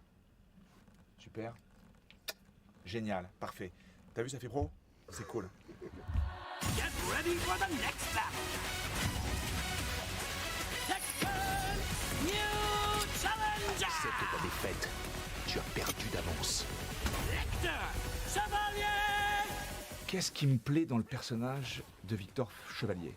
D'abord le fait qu'il soit français et le fait qu'il y ait un français dans un jeu aussi internationalement reconnu. Le personnage de Victor Chevalier, en fait, il a une caractéristique, c'est qu'il est très élégant. Et j'ai l'impression qu'il colporte à travers sa manière d'être et de s'habiller une certaine idée de l'élégance française. Donc forcément, ça m'a attiré. Plus le fait qu'on m'ait appelé pour le faire, ça m'a flatté. Il faut une opération conjointe. Et le moto? Nous sommes les seuls à pouvoir contrôler l'équilibre des puissances de ce monde. Il y a plusieurs manières de faire du doublage en fait. Quand on est appelé pour doubler un dessin animé ou une animation qui existe déjà, qui a été fabriquée à l'étranger, où en fait tout d'un coup moi je me retrouve juste en tant que doubleur français, en fait on doit se caler plus ou moins sur ce qui a été fait. En revanche, quand on participe à la création, en fait on travaille avec des petits sketchs pas du tout terminés, des choses presque figées. Et en fait, ce qu'on va faire dans la salle d'enregistrement va servir à l'élaboration du personnage. Tu peux écouter? Commencez les préparatifs. Commencez les préparatifs. Nous sommes les seuls à pouvoir contrôler les puissances de ce monde. Fais en sorte d'être à la hauteur quand tu combats en face de moi. Dispersion! Dispersion! Dispersion! Échec et mat.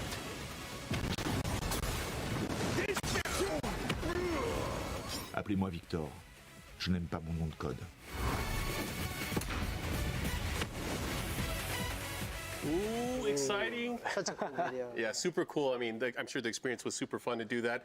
Now, that's 31 characters. That's correct. But I hear there's one more. いやー、今回ね。 Anything you want to preface before we get into 待ち it? かねてるキャラなんですけど、はい。何かその前に一言ありますか？みんながキャラを見る前に。休憩から帰ってきてるといいんですけど。JGCR, I have one comment for you. Heihachi Mishima is completely dead. So it's not Heihachi. Okay. Not Heihachi. So I think we are going to go into the video we're about to play. I hope everybody's back from the rest. What's up? We need that person with us. I would actually feel safer if we had Steve here. Come here, Steve. I've been training. I think. You've been training? Yeah. All right, come here, Steve. Get in here.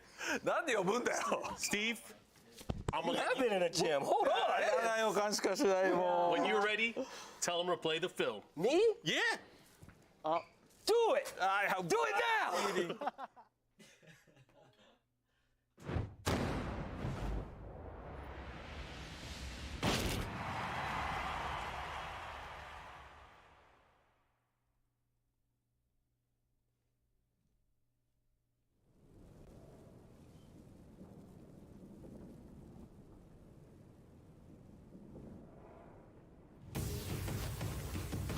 せいぜい私を追い詰めてみせろ。 Get ready for the next battle.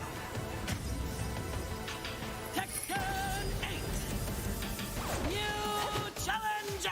屈服の味を知るがいい。 Reina.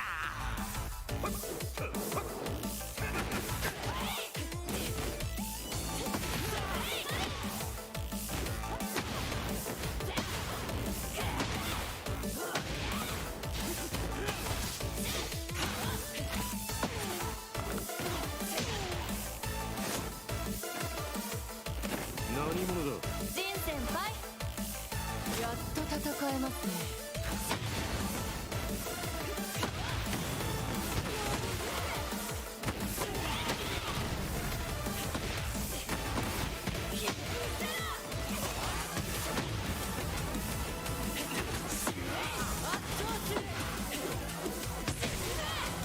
少しは楽しめたぞ。次だ。貴様一体何者だ。すぐに理解することになる。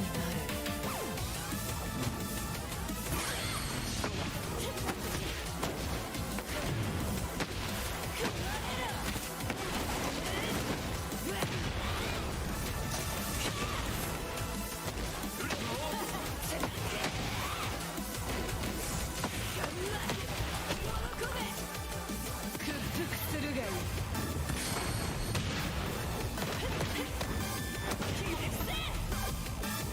立場をわきまえろ。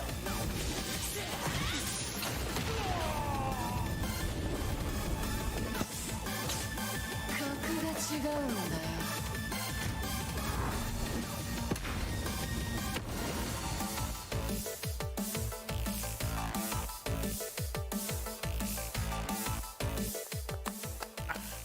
I had to take the same I see what you position. did there. I already know. I have defense against the Steve Arts. I trained it. I'm safe. I'm sorry. So talk to us about this new character. じゃあこの新キャラについて一言。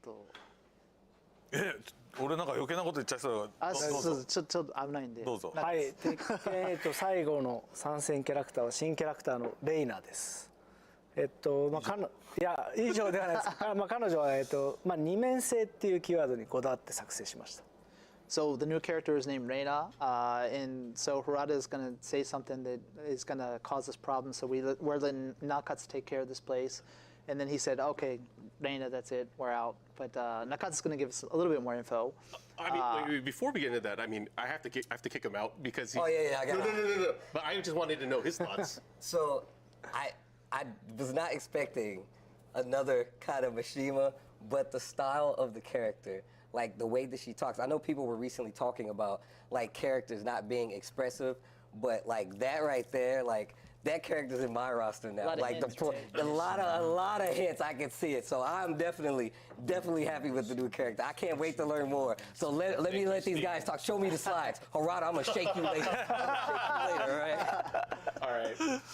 Go ahead. I'm sorry. Oh, and then Nakatsu was mentioning that one of the key concepts of her is duality is going to be one of the key themes here. ちなみに彼女は本当に使ってて楽しいです。いやマジ楽しい。いや楽しい。She's so fun. I played her a little bit before this trip just to refresh. There's so many tools she has. It's so man. And I mean, just watching the video, I noticed a lot of familiar stuff, but a lot of really cool, different takes on old things as well.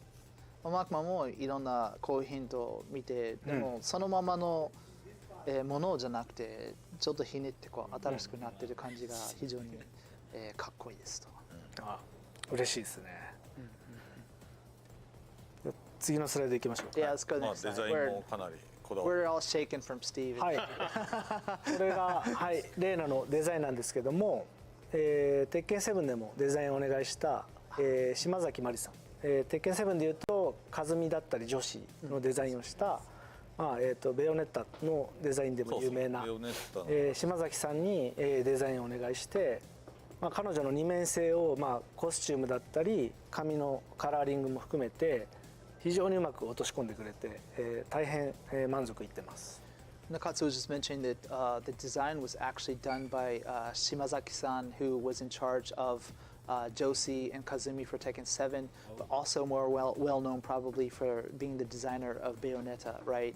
And so the core direction that we gave her was the duality theme, and she took that and translated it quite well into this character with the coloring of the hair, etc.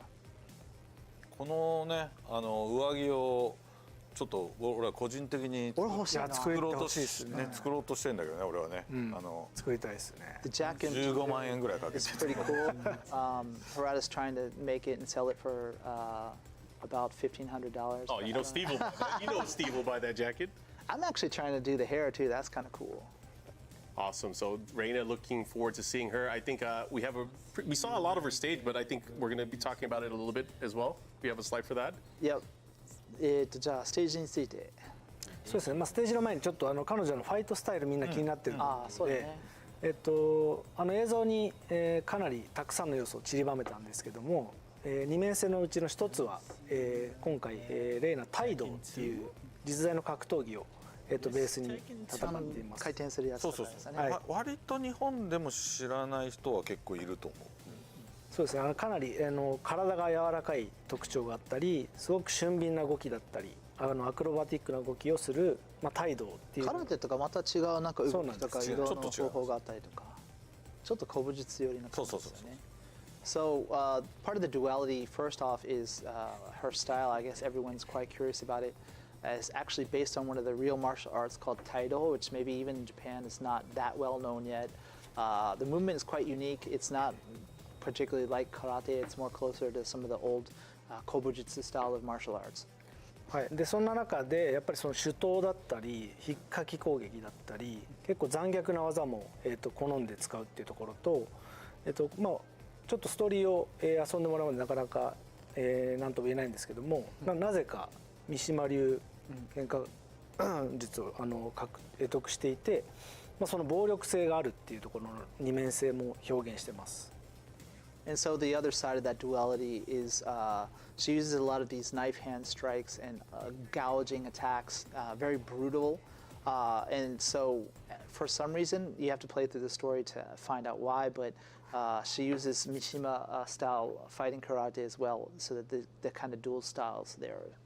はい、なので、まあ、その風神剣のような技も持ち合わせていて、タイドのそのスピーディーな動きによって間合いを一瞬で詰めたり、動きの中で、技をかわして、その攻め手を掴んでいくみたいなところで本当に動かしていても楽しいし、見た目も含めてものすごくこだわって制作したキャラクターです。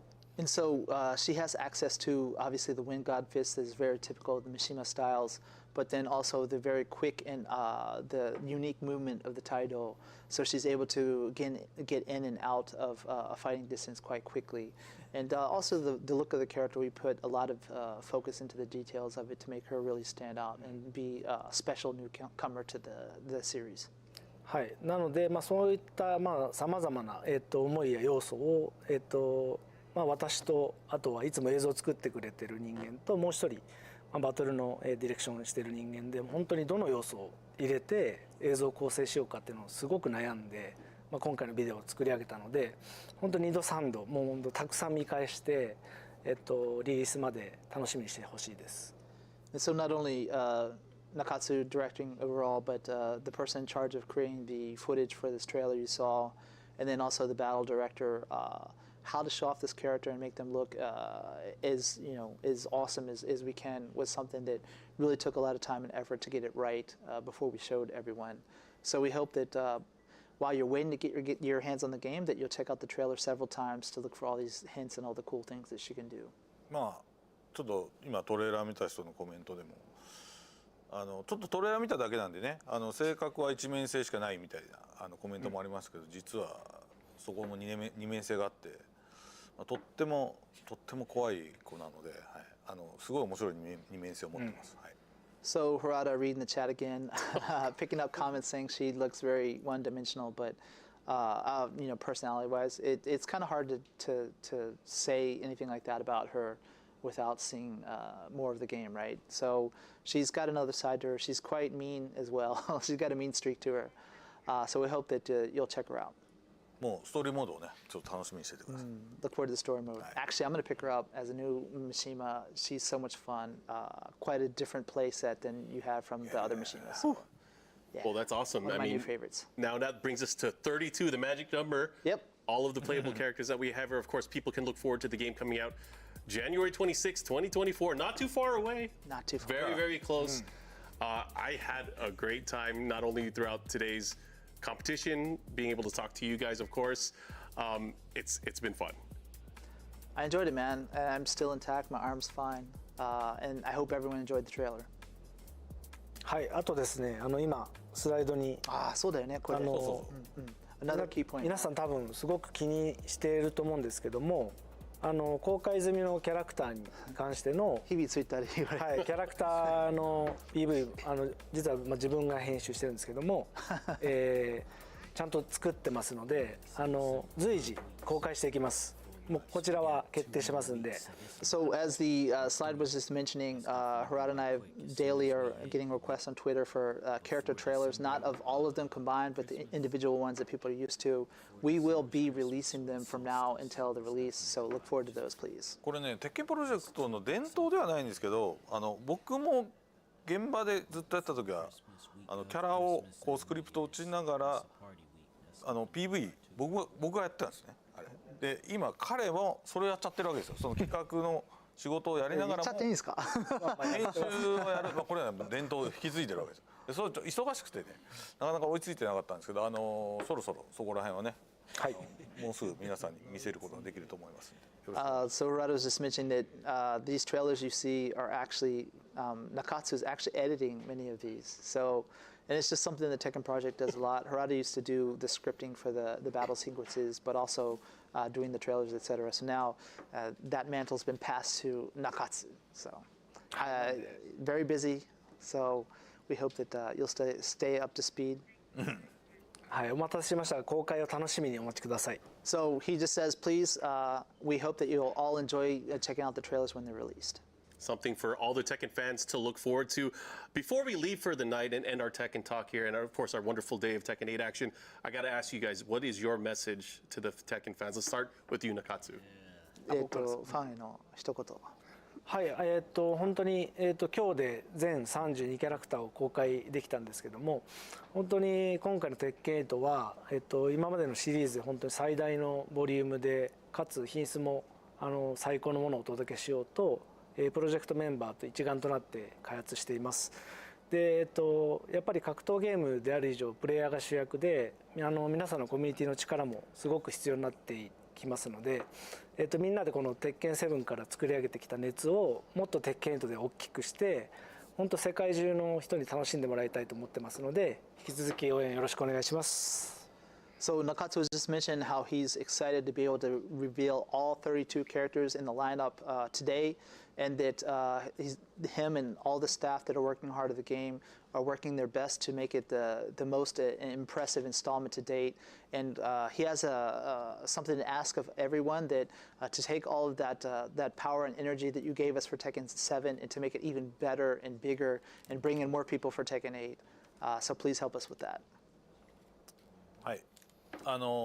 今までのね、こうコアに鉄拳ガリガリ対戦して遊んでくれてる人はもちろんなんですけど、さっきも少し言いましたけど、ですね、極端な話、もうオンライン対戦僕はしないっていう人でも、ゴーストを育てるだけでも、あとストーリーモード、そしてストーリーモードもキャラクターのね、世界観のストーリーモードとプレイヤーサイドのストーリーモード、そして、全然鉄拳にはない対戦のおまけの、ビーチバレーボールとか、本当にいろんな要素を盛りだくさんにしてるんで、オフラインでのパッケージとして買ってもらっても大満足っていうぐらいで、作ってます。なのでぜひ安心して、購入していただければなと本当に思っております。